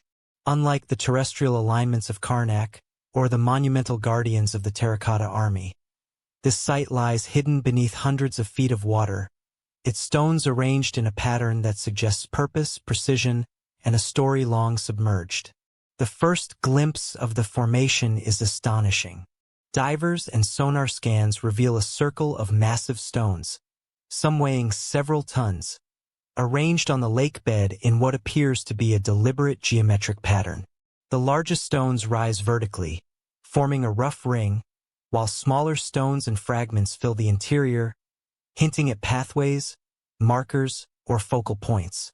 The effect is simultaneously primitive and sophisticated, a combination of raw natural material and intentional design that challenges easy categorization. Mainstream investigation offers cautious context. Lake Michigan, like the other Great Lakes, has fluctuated dramatically over millennia, its water levels rising and falling with glacial melting and climate shifts. Some researchers propose that the formation may have been erected on dry land, perhaps as long as 10,000 years ago, when the region was above water, only to be submerged as glacial lakes expanded. This possibility situates the site within a time frame when humans were present in North America, yet its scale and precision are difficult to reconcile with known prehistoric technologies in the region. The stones themselves invite scrutiny. Composed primarily of limestone and dolomite, many appear to have been shaped or smoothed, though erosion and sediment obscure details. Their vertical alignment and circular arrangement suggest deliberate placement as opposed to random glacial deposition. Could this be evidence of early ceremonial architecture, an indigenous sacred site, or a proto-astronomical observatory? And if so, what knowledge, ritual, or intent guided the hands of its builders? Fringe interpretations naturally abound. Some enthusiasts propose that the formation represents an underwater calendar akin to Stonehenge in England, used to track celestial cycles, solstices, or seasonal migrations. Others suggest the possibility of ritualistic or navigational functions, guiding early travelers or marking sacred territory. More speculative theories envision advanced prehistoric cultures, now lost to time, capable of complex engineering beyond what mainstream archaeology attributes to North America's earliest inhabitants. Each hypothesis, while unproven, underscores the allure of the site and the profound questions it raises. The Lake Michigan Stonehenge is particularly compelling because of its submersion and preservation. Unlike terrestrial sites vulnerable to erosion, human interference, or construction, the cold freshwater environment has safeguarded the stones, leaving a tangible record hidden beneath waves. Sonar mapping reveals subtle variations in stone height and spacing, suggesting intentionality, yet underwater sediment obscures definitive interpretation. Every expedition uncovers new facets, partial stones, aligned fragments, and traces of channels that hint at the broader layout, but always with tantalizing gaps that defy conclusive explanation. The very act of discovery deepens the mystery. Divers must navigate low visibility, strong currents, and the frigid temperature of deep water, limiting the ability to analyze the formation in situ. Sonar imagery, while revealing, cannot capture every nuance of the stone surfaces, leaving questions about tool marks, shaping, or placement. How were such heavy stones moved, positioned, and maintained? If humans constructed this site, what technology, social organization, or ritual practice allowed for its creation? And if not humans, what natural forces could account for such geometric precision under the lake bed? Historical parallels amplify the intrigue. Across the globe, humans have created circular stone arrangements, from Europe's Stonehenge to Africa's Nabta Playa, often imbued with astronomical, ceremonial, or territorial significance.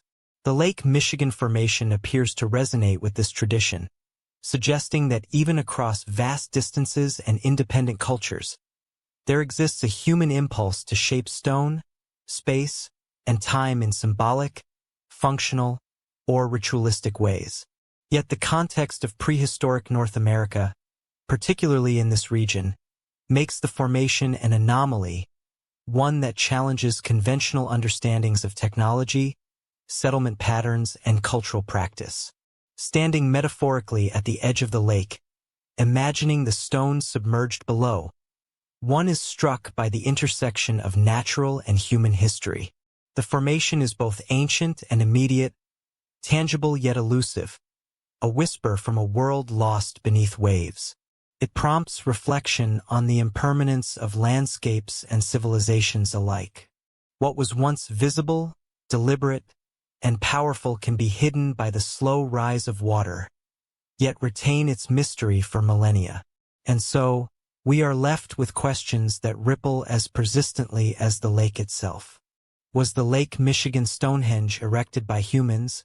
And if so, who were they and what knowledge did they possess? Did it serve ceremonial, astronomical, or navigational purposes, or something entirely unknown to us? Or is it a rare and remarkable example of natural forces sculpting stone into geometric suggestion, mimicking human intent in ways that deceive the eye and imagination? The Lake Michigan Stonehenge remains submerged, silent, and enigmatic, a testament to the hidden histories of our planet. Its stones, like sentinels frozen in water and time, invite us to question, explore, and wonder, reminding us that even beneath familiar landscapes, secrets endure, waiting patiently for human curiosity to encounter them. How many other mysteries hidden beneath lakes, forests, and mountains lie in wait, silent, profound, and entirely beyond our present understanding? Here, in the deep waters of the Great Lakes, the stones endure, geometric, ancient, and inexplicably human, or perhaps eerily natural, challenging us to imagine the possibilities of a past still largely unseen. From the mysterious stones submerged beneath Lake Michigan, standing silently in geometric arrangement, our journey now turns to a desert plain of a very different kind, the ancient city of Ur, nestled in what is now southern Iraq. Here, among the remnants of ziggurats, royal tombs, and artifacts of the Sumerian civilization, archaeologists uncovered one of the most intriguing and visually arresting objects of the early Bronze Age, the ram in a thicket. Small in scale, yet monumental in its artistry, this object exemplifies the intersection of craftsmanship, ritual, and enduring mystery. The first encounter with the ram in a thicket is arresting. Standing less than a foot tall, the figure depicts a ram poised upon its hind legs, seemingly reaching into or emerging from a dense, stylized clump of vegetation. The body of the animal is composed of wood, gold leaf, and lapis lazuli, with intricate details capturing the texture of fleece, the curve of horns, and the alertness of posture. The thicket itself is equally elaborate, built from layers of gold and shell to evoke the natural complexity of plant life. Despite the passage of over 4,500 years, the craftsmanship conveys a striking sense of vitality and presence, a frozen tableau that seems almost alive. Discovered in the Royal Cemetery at Ur during the 1920s by Sir Leonard Woolley, the figurine was one of many treasures buried with the elite. It is part of a larger assemblage of ceremonial and funerary objects, including ornate jewelry, musical instruments, and intricately decorated vessels. Yet the ram in a thicket stands out, not only for its artistic finesse, but also for its symbolic ambiguity. What did the ram represent in Sumerian culture, and why was it buried in such a sacred context? Mainstream interpretations focus on ritual and symbolic significance. Some scholars suggest that the ram embodies fertility, abundance, or divine protection, a motif commonly associated with pastoral and agricultural societies. The act of reaching into the thicket may signify sustenance, vitality, or the intersection between natural and spiritual realms. The figure could have functioned as a votive object, a funerary offering, or a talisman to accompany the deceased into the afterlife. Yet the lack of textual references linking the specific imagery to known myths leaves room for speculation, and the precise meaning remains elusive. The technical aspects of the sculpture are equally mysterious. The use of gold, lapis lazuli imported from distant regions, and finely carved wood indicates extensive trade networks and sophisticated craftsmanship. But why choose these particular materials to depict a seemingly ordinary animal in an abstracted plant form? Was it purely aesthetic? Or did the combination of materials carry a ritualistic or symbolic weight now lost to history? The precision and delicacy of construction suggest not only artistic mastery, but also knowledge of symbolism, and perhaps even metaphysical concepts. Fringe theories have emerged alongside scholarly interpretations. Some suggest the ram represents a cosmic or celestial motif, perhaps linked to constellations, seasonal cycles, or divine beings. Others imagine a shamanic or mystical function, in which the figurine served as a conduit between humans and the spiritual realm. More speculative ideas even propose that it reflects ancient knowledge of animal behavior or ecological cycles, encoded in ceremonial art as a repository of practical wisdom. While these notions remain unproven, they illustrate the depth of intrigue and fascination that surrounds the object. The setting of the discovery adds another layer to the mystery. The Royal Cemetery at UR contains elaborate tombs, many sealed for millennia, preserving objects in astonishing condition. The ram in a thicket was not an isolated artifact. It existed within a broader landscape of ritualized space, alongside musical lyres, jewelry, and human burials. The arrangement of these objects, the care of their placement, and the sheer diversity of materials hint at a worldview that deeply intertwines status, spirituality, and cosmology. Yet the specifics of their meaning remain partially hidden. One of the most compelling aspects of the ram in a thicket is its dual nature, both naturalistic and symbolic. The ram is a recognizable creature, yet its posture and interaction with the thicket are stylized, almost theatrical. The thicket is at once realistic and abstract, evoking natural forms while also serving as a conceptual stage for the ram. This duality invites reflection. Was the figure intended primarily as a representation of the tangible world, a symbolic artifact, or something that bridged both realms, encoding ideas, rituals, and beliefs in a single miniature tableau? As we contemplate the figure today, its diminutive scale belies its profound significance. In the hands of ancient artisans, gold and lapis lazuli were transformed into narrative, ideology, and ritual expression. The object embodies questions about trade, craftsmanship, spirituality, and the ways in which early civilizations sought to express meaning through material culture. And yet, despite decades of scholarly study, the ram in a thicket retains its capacity to intrigue, puzzle, and inspire, inviting observers to wonder about the lives, beliefs, and imaginations of people who lived thousands of years ago. We are left with questions that echo across millennia. Why this particular animal reaching into this particular plant? What belief system, ceremonial purpose, or symbolic language guided the hands of the artisans? And how much of Sumerian thought, cosmic, practical, or spiritual, remains inaccessible to us, preserved only in objects like this that speak in silence?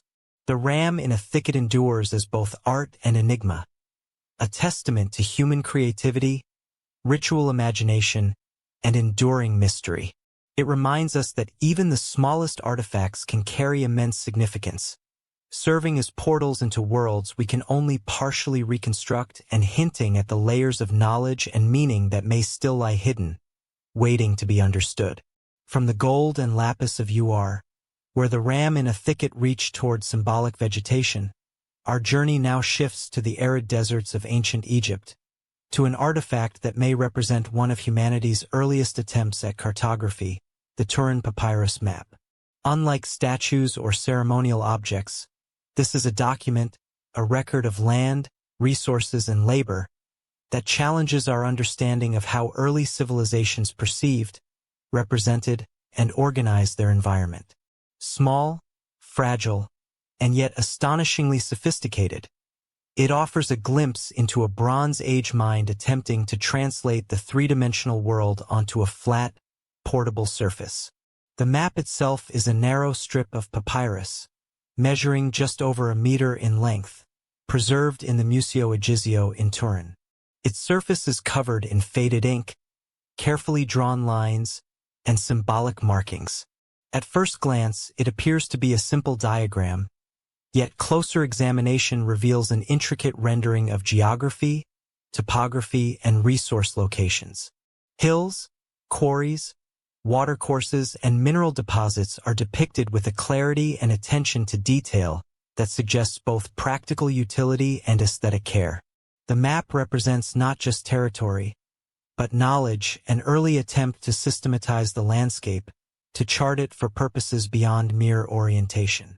Carbon dating and contextual evidence place the papyrus at around 1150 BCE, during the reign of Ramesses IV, a period marked by monumental building projects and an organized workforce capable of complex logistics. The document appears to chart a route to a gold mine in the eastern desert, marking stone outcrops, wadi paths, and mineral veins. The inclusion of these details suggests it functioned as a practical guide for expeditions, enabling workers to navigate and extract valuable resources. Yet, the sophistication of the representation is striking. Hills are shaded, courses are carefully annotated, and distances are approximated with remarkable consistency. It is, by all measures, the world's oldest known topographical map. Mainstream interpretations emphasize its utilitarian and administrative purpose. Scholars argue that the papyrus was a tool for planning mining expeditions, calculating labor needs, and coordinating logistics. In this view, it reflects the bureaucratic sophistication of the New Kingdom, a centralized state capable of documenting territory, resources, and workflow.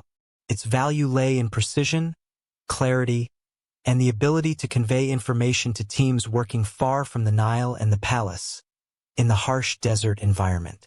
Yet the Turin Papyrus map invites broader reflection and speculation.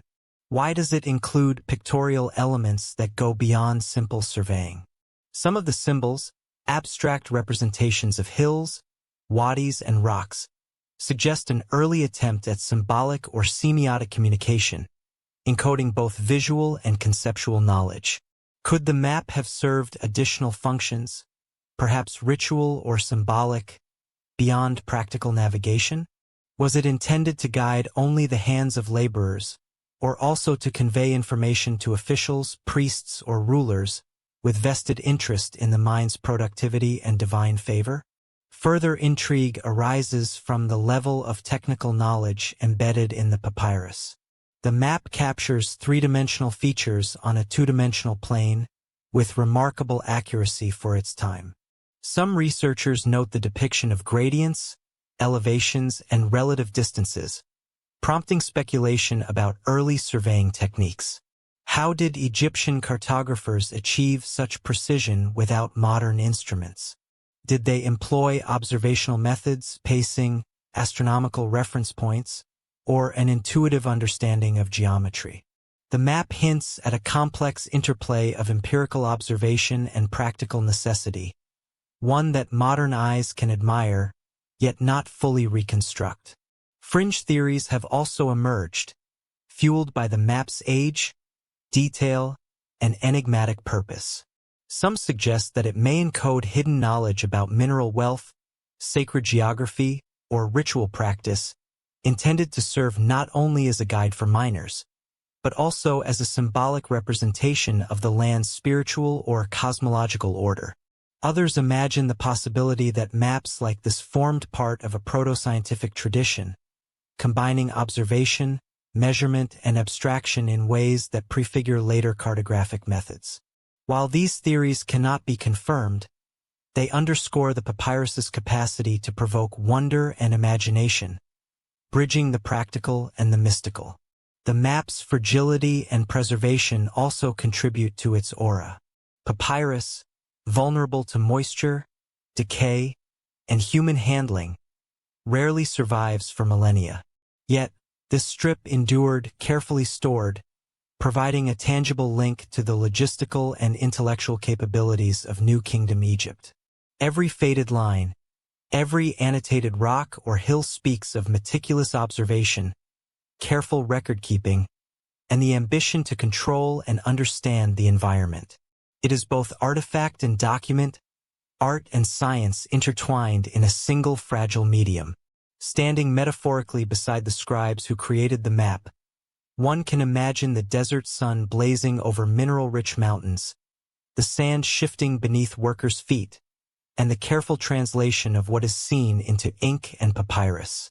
The map is a bridge between perception and representation, a tool for action, yet a record of knowledge, preserving the spatial awareness of a civilization long vanished. And so we are left with enduring questions. Was the Turin Papyrus map solely a functional guide for mining expeditions? Or did it serve additional ritual, symbolic, or administrative purposes? What techniques, observations, or knowledge allowed Egyptian cartographers to render such accurate depictions of terrain without modern surveying instruments? And how many other artifacts, maps, or documents remain lost to time, carrying insights into the practical and intellectual sophistication of civilizations we can only partially reconstruct? The Turin Papyrus map remains a testament to human ingenuity, curiosity, and the desire to comprehend and organize the world.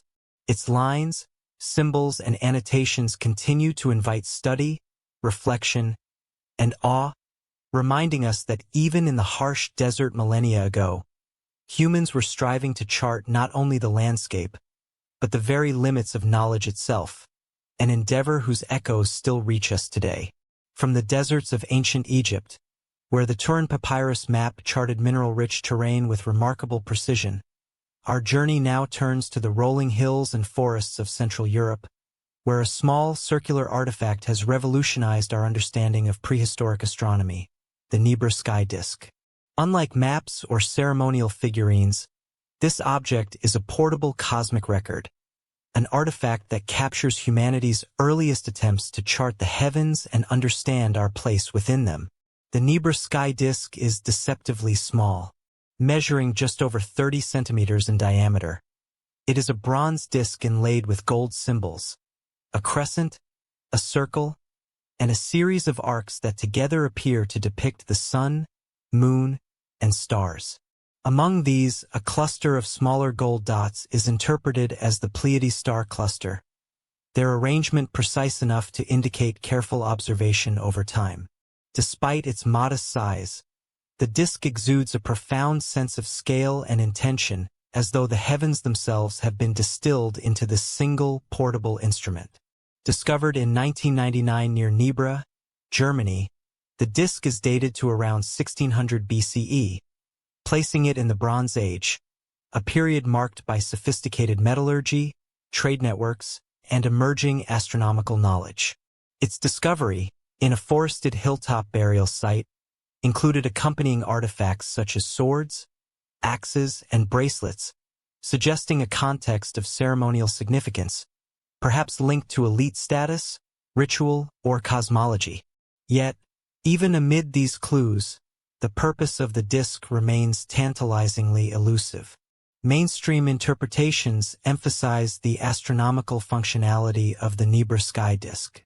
Researchers have proposed that the arrangement of the gold inlays allowed Bronze Age observers to track celestial events, such as the solstices, lunar cycles, and the movements of stars, effectively creating one of the earliest known instruments for astronomical measurement.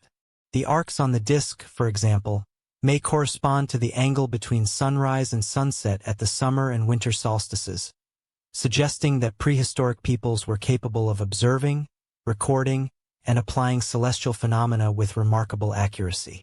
Yet, the disk also carries enigmatic elements that defy simple explanation.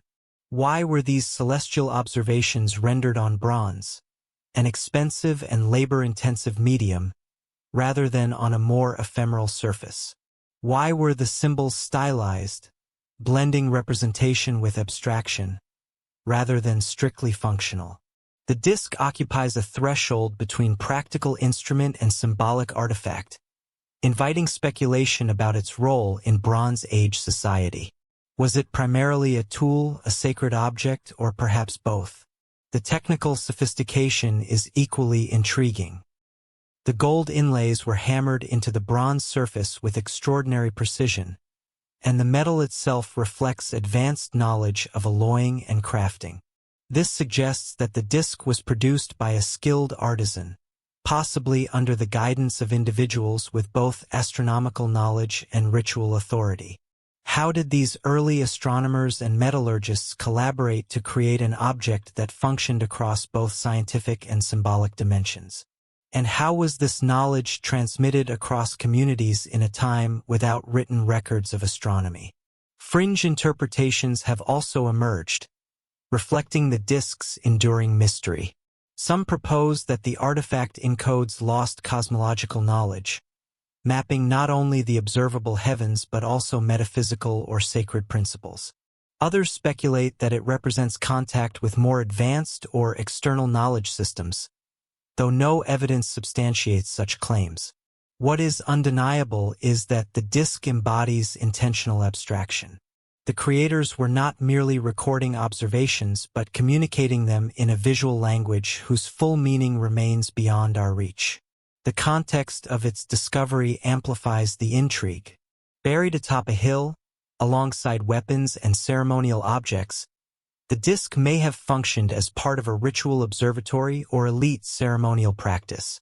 Its concealment suggests it was valued, protected, and perhaps only revealed during specific events or to select individuals. This raises questions about the societal structures of Bronze Age Central Europe. Who had access to such knowledge? And how was astronomical understanding integrated into ritual, governance, or cosmology? The Nebra sky disk also resonates across time and geography. Other prehistoric societies, from Mesopotamia to Mesoamerica, constructed structures aligned with celestial events, marking solstices, equinoxes, or lunar cycles.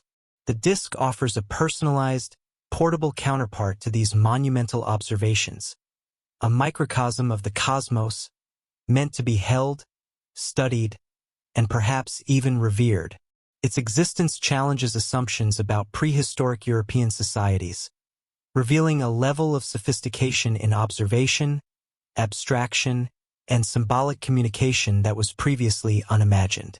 Standing metaphorically beside the individuals who placed this disk in the ground millennia ago, one can imagine the nights spent watching the sky, noting the slow arc of stars, and translating those movements into gold and bronze. It is an intimate connection to both time and cosmos, a reminder that even in the Bronze Age, humans were looking upward, striving to measure, understand, and perhaps even influence the rhythms of the universe. And so we are left with enduring questions. Was the Nebra sky disk primarily a practical instrument for astronomical observation, a ceremonial artifact, or a hybrid of both? How did Bronze Age societies acquire, interpret, and transmit such precise celestial knowledge without written records? And how many other artifacts, instruments, or symbolic objects, now lost, destroyed, or waiting to be discovered, carried equally profound understandings of the heavens? The Nebra sky disk endures as a luminous testament to human curiosity, ingenuity, and imagination. Its gold and bronze capture the night sky, yet also hint at the limits of our understanding, reminding us that even when we hold evidence in our hands, the full story of prehistoric knowledge, ritual, and cosmology remains partially hidden, waiting for those patient enough to observe, ponder, and wonder.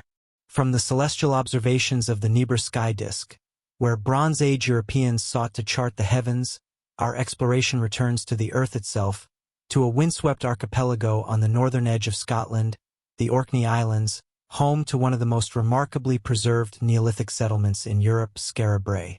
Unlike monumental tombs or symbolic discs, Skara Brae is a village frozen in time, its stone houses, passageways, and hearths offering a tangible window into the daily lives ingenuity, and mysteries of a society that thrived over 5,000 years ago.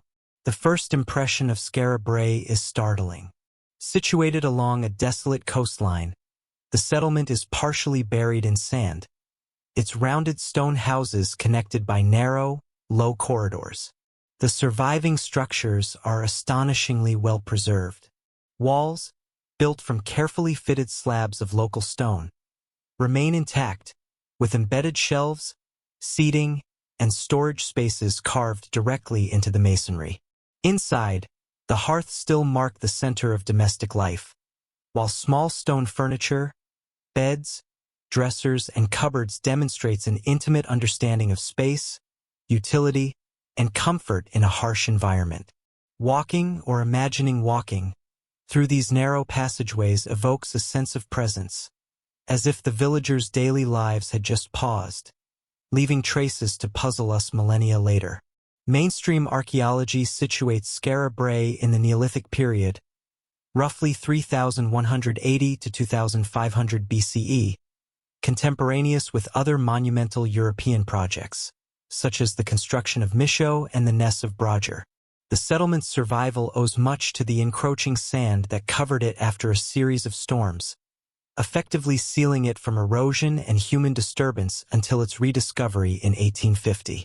Excavations have revealed the meticulous planning of the village, houses arranged to shelter from prevailing winds, shared walls for structural stability, and a drainage system that channeled water from within each dwelling to the surrounding landscape. Such sophistication suggests not only practical ingenuity, but also a deep understanding of community organization and environmental adaptation. Yet the settlement also raises profound questions. Despite its clarity and preservation, the purpose and social structure of Skara Brae remain partially obscure. The arrangement of houses, the uniformity of design, and the absence of grand ceremonial buildings hint at a society that valued equality, cooperation, or pragmatism rather than hierarchy or monumental display. But why this specific site? What prompted these people to construct a community on such an exposed, windswept coast, far from the fertile plains of southern Britain? And how did they sustain themselves in a climate challenging even by modern standards? Artifacts recovered from Skara Brae offer further intrigue. Tools made from flint, bone, and antler, along with decorated pottery, personal ornaments, and utilitarian objects, indicate both daily labor and aesthetic sensibility. Yet the absence of metal, alongside the intricate craftsmanship of stone implements, raises questions about technological limits and innovation. How did a society without metal tools achieve such precise construction, carving stone furniture and fitting slabs with remarkable accuracy? Were there lost techniques, methods now forgotten, or a level of patience and skill far beyond our casual appreciation? Fringe interpretations have also emerged, fueled by the settlement's mysterious preservation and sophistication. Some suggest that Skara Brae was more than a residential village. Perhaps it functioned as a ritual or ceremonial center, its layout and internal spaces encoding spiritual or cosmological beliefs. Others speculate about connections to maritime trade or cultural exchange, imagining that the inhabitants participated in broader networks linking the Orkneys to Ireland, Scandinavia, or mainland Europe. The evidence is tantalizing but inconclusive, leaving the imagination to wander across possibilities without definitive resolution. The physical environment of Skara Brae further deepens the mystery. The village sits at the edge of the North Atlantic, where storms, tides, and erosion are constant threats. Its survival beneath sand dunes is as much a quirk of nature as a testament to human engineering. Did the builders anticipate the shifting sands, or were they caught unaware by climatic changes that eventually buried their village? The interaction between humans and environment, between deliberate construction and natural forces, adds a layer of complexity to our understanding, reminding us that even the most sophisticated societies are always at the mercy of the earth itself. Walking or imagining walking Through the corridors of Skara Brae, one senses both intimacy and enigma. The homes are small, the spaces confined, yet every stone and feature is carefully considered. This is a society that lived in close quarters, intimately connected with neighbors, yet whose language, beliefs, and social norms remain silent beneath the stone and sand. We can reconstruct their tools, their furniture, their diet from animal bones and shell middens, but the story of their thoughts, their fears, and their celebrations is lost, leaving only traces, fragments, and tantalizing hints. And so, we are left with enduring questions that echo across millennia. Why this remote coastline, exposed to storms and wind, as the site for such a carefully constructed village? How did the inhabitants acquire and transmit the skills necessary to build furniture, houses, and communal drainage without metal tools?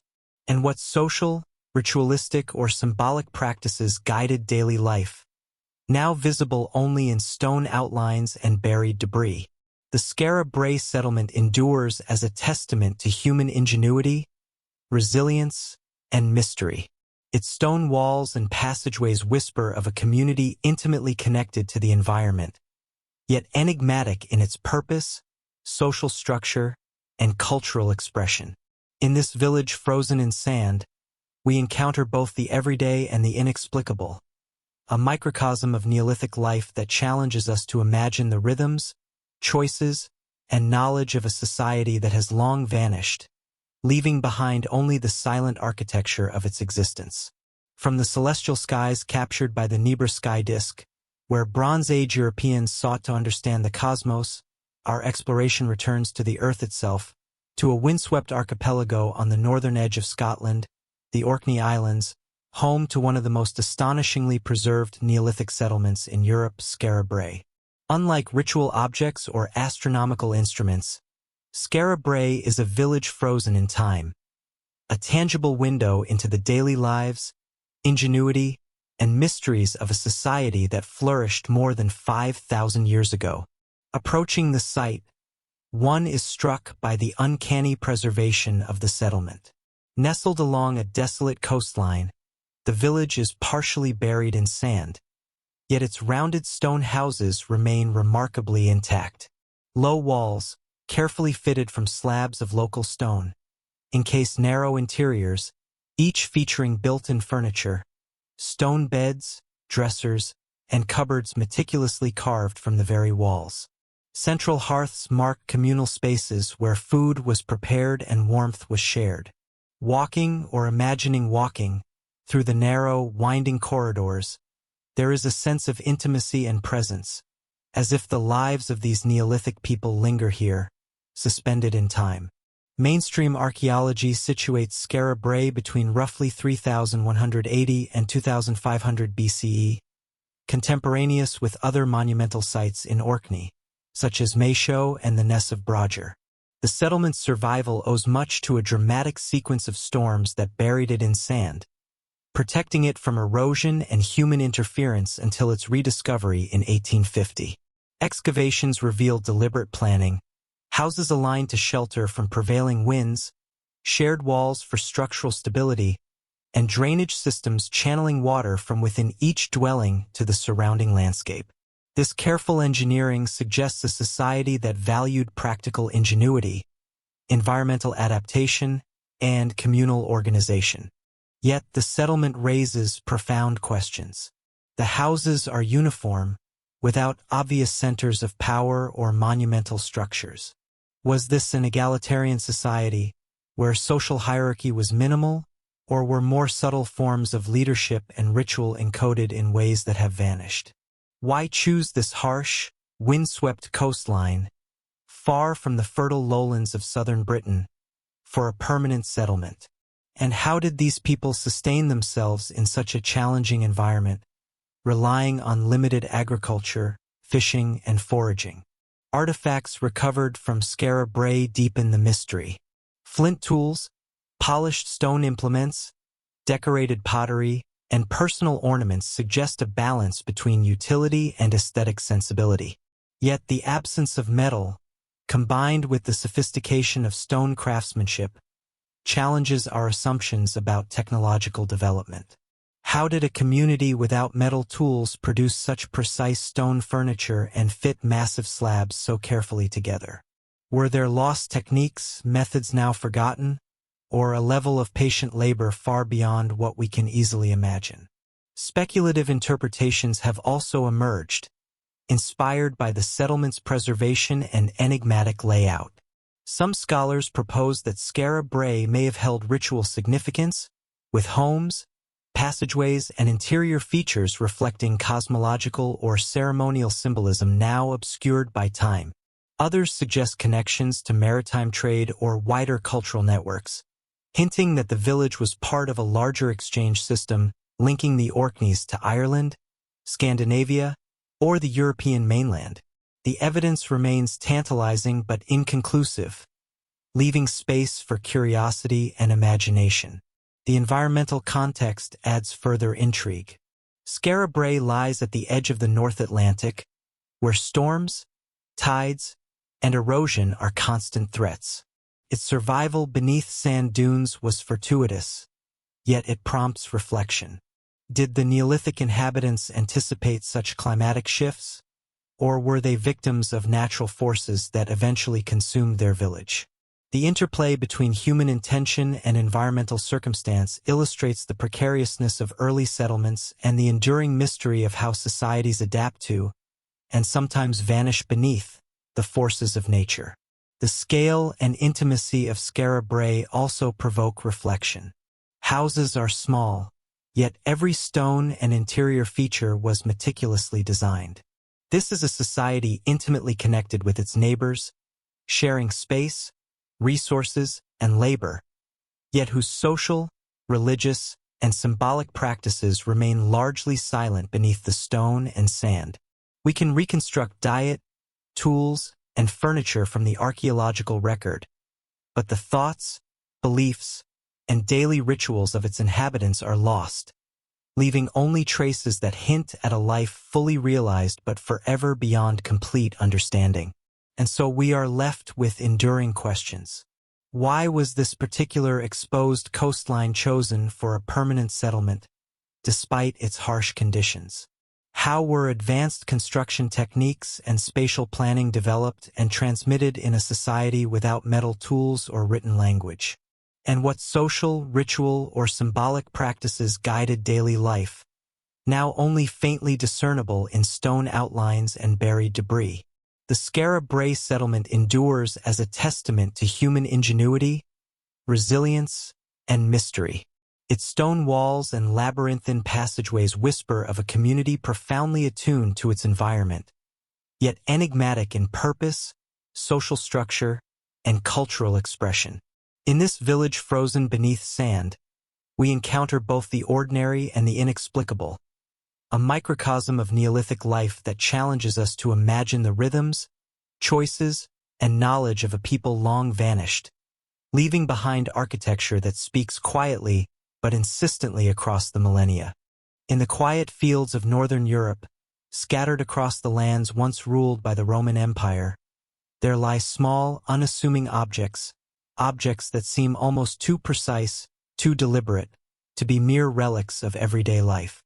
These are the Roman dodecahedra, 12-sided hollow bronze or stone artifacts, often no larger than a fist, adorned with circular holes of varying diameters on each face. Some rest in the shadow of moss-covered ruins. Others were unearthed from plowed farmland, their metallic surfaces dulled with centuries of neglect. At first glance, they might appear decorative, perhaps ceremonial. But as the light catches their worn edges, a subtle geometric perfection emerges, a symmetry so exact, so intentional, that one cannot help but pause and wonder about their original purpose. Historians first encountered these enigmatic objects in the 18th and 19th centuries, cataloging them alongside other Roman artifacts. Hundreds have been discovered stretching from Gaul to modern-day Germany, with occasional finds in Britain, Hungary, and the Czech Republic. Their distribution is peculiar, no two sites exactly alike, yet the objects share striking similarities. Each dodecahedron is hollow, featuring 12 pentagonal faces, with small knobs at the vertices. The holes drilled into each face vary in size, often subtly, suggesting that the design was more than ornamental. Yet, despite the number of discoveries, no contemporary Roman texts reference them. They are ghostly presences in the historical record, objects clearly made, carefully crafted, yet mysteriously unmentioned in the annals of the civilization that produced them. Scholars have long debated their function. Some suggest practical uses. Perhaps these dodecahedra were tools for measuring distances or calculating angles, primitive surveying instruments, aiding in the construction of roads and aqueducts. Others propose that they served as candle holders, with the holes casting intricate patterns of light when a flame was placed inside. The theory is appealing. Imagine a Roman villa, candlelight flickering through these tiny apertures, a delicate constellation of shadows dancing across the walls. Yet, the lack of uniformity in size and the disparity in hole diameters complicate this notion. If they were tools, one might expect standardization. If they were decorative, why invest so much effort in a form that is, in many ways, impractical for display? Then there are the more curious interpretations. Some researchers speculate that the dodecahedra were religious or ceremonial objects, possibly used in rituals to honor gods of fertility or to mark astrological events. The holes in this light might correspond to lunar cycles or seasonal transitions, their geometric arrangement echoing a cosmic order. Others suggest they functioned as instruments for knitting gloves, a particularly intriguing idea, given that some examples show we're consistent with repeated handling. This theory imagines Roman women or artisans holding these objects, looping yarn through the holes, producing garments with precision and care, and yet there is no definitive evidence of such use, no surviving Roman instructions, no contemporaneous illustrations. Each theory tantalizes with plausibility, yet falls short of certainty. Beyond the practical and ceremonial hypotheses, the dodecahedra invite speculation of a more speculative nature.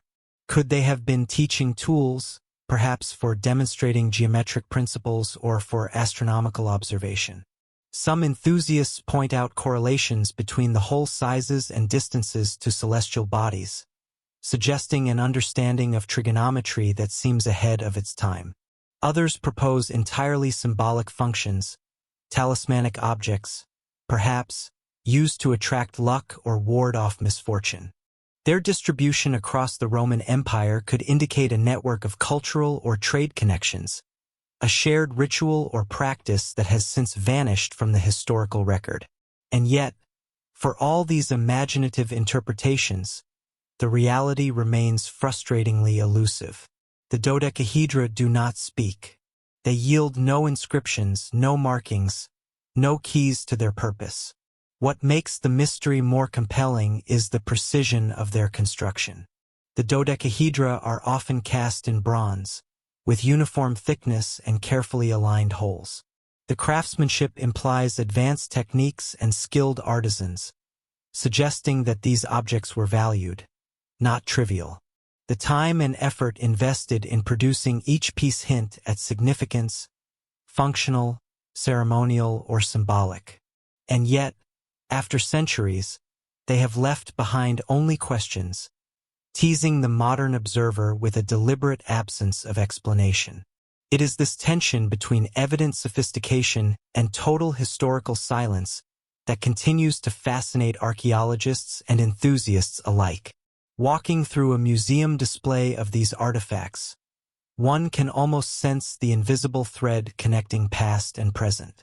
There is a quiet allure in their geometry, a hypnotic balance that draws the eye and engages the mind. Each face, each hole, each tiny knob invites closer inspection, provoking a sense of curiosity that borders on reverence. And yet, the more one studies them, the more they resist comprehension. We are left with fragments of an ancient world, glimpses of knowledge that has slipped beyond the grasp of time. The Roman dodecahedra remain, in many ways, a meditation on absence. They are objects of evident intent, yet the context of that intent is irretrievably lost. They encourage us to ask questions, to probe the limits of historical understanding, and to embrace the mysteries that endure. Were they tools, toys, ritual objects, or symbols? Or were they something entirely different, their purpose known only to those who once held them in their hands? As we contemplate these silent geometric forms, the mind wanders, imagining the hands that crafted them, the eyes that gazed upon them, the lives intertwined with their enigmatic existence. And in that space between certainty and speculation, the mystery persists, inviting us to wonder what secrets of the ancient world might still lie hidden, waiting to be uncovered. As we move westward from the scattered relics of ancient empires, the landscape begins to shift. Towering sandstone cliffs rise from the red deserts of the American Southwest, their sheer faces carved over millennia by wind and water. Nestled within alcoves and ledges almost invisible from the canyon floor are the remnants of an ancient civilization, the Anasazi cliff dwellings. These structures, precariously perched hundreds of feet above the desert sands, evoke both awe and curiosity. Sunlight spills across the weathered stone, illuminating kivas, circular ceremonial chambers, doorways just wide enough for a person to slip through, and multi-storied apartment-like complexes that seem impossibly suspended. The air is quiet, almost reverent, broken only by the occasional whisper of wind through the canyon. One cannot help but pause, imagining the lives that once unfolded here. Families moving along narrow ledges, fires flickering in the evenings, the scent of cooking corn drifting across the cliffside. Archaeologists have traced these dwellings primarily to the ancestral Puebloans, often referred to as the Anasazi, a term meaning ancient enemies in Navajo. Flourishing between the 12th and 13th centuries, they left behind a remarkable architectural legacy. Constructed from sandstone blocks and adobe mortar, these cliffside communities could house hundreds of people. The sophistication of their design is striking. Ladders and stairways ingeniously connect rooms. Ventilation shafts and strategically placed openings regulate airflow. Storage rooms preserve food across harsh winters. Yet, for all their ingenuity, the dwellings are enigmatic in their isolation. Why build in locations so difficult to access, requiring courage and agility to reach? The very placement suggests a purpose beyond mere shelter, perhaps defense, perhaps ritual, or something even less tangible. Mainstream scholarship offers several plausible explanations. The cliff dwellings may have provided protection from raiding groups or hostile neighbors. Archaeological evidence supports a well-organized agricultural society, one capable of sustaining large populations despite arid conditions. But even here, questions linger. How did the Anasazi transport heavy sandstone blocks to ledges hundreds of feet above the canyon floor? How did they carve and assemble rooms with such precision without the use of metal tools? The answers are partially known, but the sheer scale and audacity of these constructions evoke a quiet sense of wonder. Beyond the practical explanations, the dwellings seem to suggest a deep spiritual connection to the landscape. Many archaeologists note that certain structures align with solar and lunar events, pointing to a sophisticated understanding of astronomy. Sunlight streaming into specific rooms at solstices and equinoxes may have marked seasonal cycles or religious observances. But how precise were these alignments intended to be? Were they accidental consequences of architectural design or deliberate manifestations of a cosmology we can only glimpse in fragments?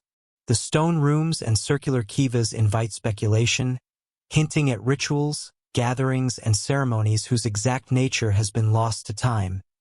Adding to the mystery is the sudden disappearance of the Anasazi from their cliffside homes around the late 13th century.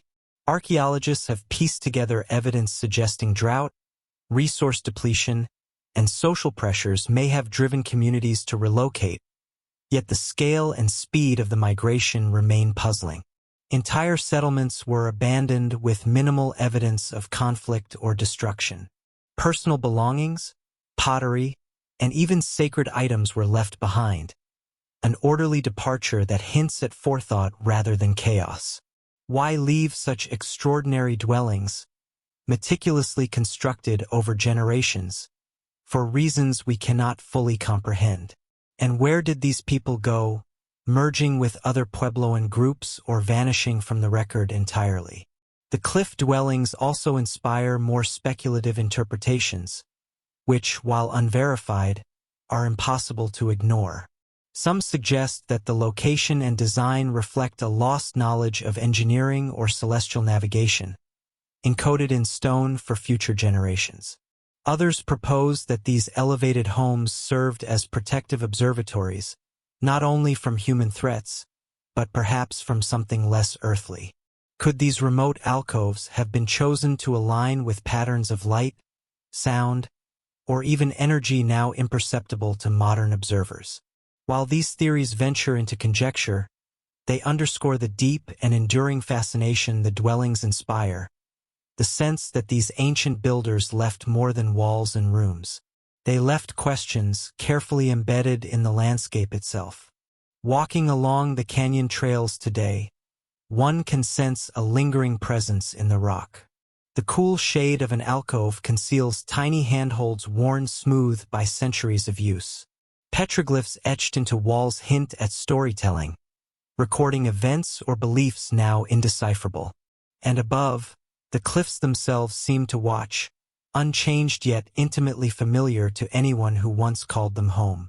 It is easy to imagine the rhythm of daily life, the shifting seasons, the quiet resilience of a people in tune with both environment and cosmos.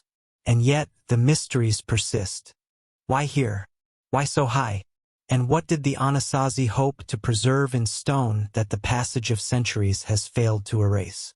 In contemplating the cliff dwellings, one is confronted not just by architecture, but by absence.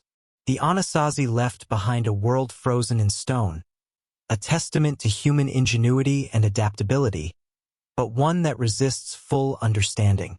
Every ledge, every doorway, every sunlit chamber seems to whisper the same question.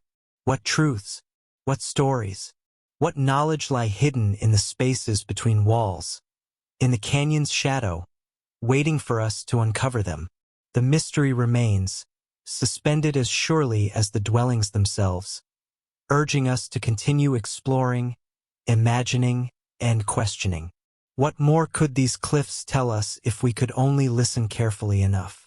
From the sun-scorched deserts of the American Southwest, we turn our gaze back to the lands of the Nile, where the sands conceal stories of power, ritual, and astonishing craftsmanship. Beneath the golden rays of Egyptian tombs in the Valley of the Kings lay the treasures of a boy king whose name would echo across millennia, Tutankhamun. Among the glittering hoards of gold, precious stones, and ceremonial artifacts, one object stands apart, not for its size, not for its ornamentation, but for the mystery it embodies. It is a dagger, its blade almost impossibly thin, smooth and dark, gleaming with an otherworldly luster. At first glance, it appears to be made of ordinary iron, yet closer inspection reveals an anomaly. The metal is not of earthly origin. This dagger, carefully sheathed in a golden scabbard, seems to defy conventional explanation. Discovered in 1925 within the innermost chambers of Tutankhamun's tomb, the dagger rests alongside other items intended to accompany the young pharaoh into the afterlife. The hilt is intricately decorated with gold, inlaid with blue glass and fine gemstones, a testament to the exquisite skill of Egyptian artisans. The craftsmanship is precise, almost impossibly so, yet the blade itself, dark, heavy, and unyielding, presents a conundrum. Scientific analysis reveals that it is made primarily of iron, but with an unusual composition, high levels of nickel, consistent with meteoritic origin. In other words, this weapon is, in part, from the heavens. The presence of meteoritic iron in Tutankhamun's dagger is not entirely without precedent. Ancient cultures occasionally referenced iron from the sky, precious and rare, often reserved for kings or divine figures. But the perfection of this blade raises questions that linger even today. How did craftsmen of the 14th century BCE, working without furnaces, capable of reaching the temperatures needed to melt meteoritic iron, shape, refine, and sharpen this object? Did they possess lost techniques, knowledge now vanished? Or was the process slower, painstaking, and somehow beyond our full comprehension? Even in modern laboratories, replicating the metallurgy of this dagger with its subtle crystalline patterns would be a challenge. The dagger has inspired a range of interpretations, both scientific and speculative. Some scholars suggest that the blade was symbolic, a gift from the cosmos itself, a tangible connection between the pharaoh and the heavens. The Egyptians revered celestial phenomena, often equating meteors and comets with divine messages. Could this dagger have been intended not only as a weapon, but as a symbol of cosmic authority, a bridge between earth and sky? Others posit a more practical perspective. Perhaps meteoritic iron, rare and exceedingly hard, simply offered the best material available for ceremonial or combat purposes, valued above gold or bronze for its durability and otherworldly provenance. And yet, the dagger continues to fascinate because it seems to straddle two worlds, the familiar and the inexplicable. While its presence in Tutankhamun's tomb fits neatly into our understanding of royal burial practices, the origin of the metal elevates it into something uncanny. Was this pharaoh intentionally buried with a weapon forged from a meteorite to convey a celestial connection? Did the Egyptians know the precise source of the iron, or was its unusual nature more a matter of luck and intuition, recognized and revered without full understanding? The questions linger, suspended across millennia. Adding to the intrigue is the perfection of its blade. Microscopic analysis shows patterns known as Whitman-Stettin structures, typically formed over millions of years as meteoritic metal slowly cools in the vacuum of space. The patterns are visible to the naked eye as faint, intersecting lines, a signature of a cosmic origin. Yet, in Tutankhamun's dagger, they have been preserved and refined, sharpened into a weapon both ceremonial and functional. Could this level of precision have been achieved purely by hand? Did the Egyptians possess knowledge of thermal techniques lost to history? Or is it possible the blade arrived in a nearly finished form, shaped by processes we cannot replicate today? Speculation stretches further. Some theorists suggest that such artifacts hint at advanced understanding or contact with sources of knowledge that remain obscure. Could ancient metallurgists have experimented with iron from unusual sources, observing celestial events and meteorites with a level of sophistication that seems ahead of their time? Was this dagger a solitary marvel, or were there other, now lost objects of similar origin, connecting rulers to the cosmos in ways that we are only beginning to glimpse? Examining the dagger today, encased behind protective glass in the Egyptian Museum in Cairo, one is struck by its quiet majesty. It is a slender, lethal object, yet it exudes a sense of wonder far beyond its function as a weapon. It embodies a paradox, both earthly and celestial, human-made and seemingly otherworldly, tangible yet almost impossible to fully understand. It invites reflection not just on the skill of ancient artisans, but on the relationship between humans and the cosmos, and on the mysteries that remain hidden in the artifacts left behind. We are left with a dagger that challenges assumptions. How did such a blade arrive in the hands of a teenage pharaoh?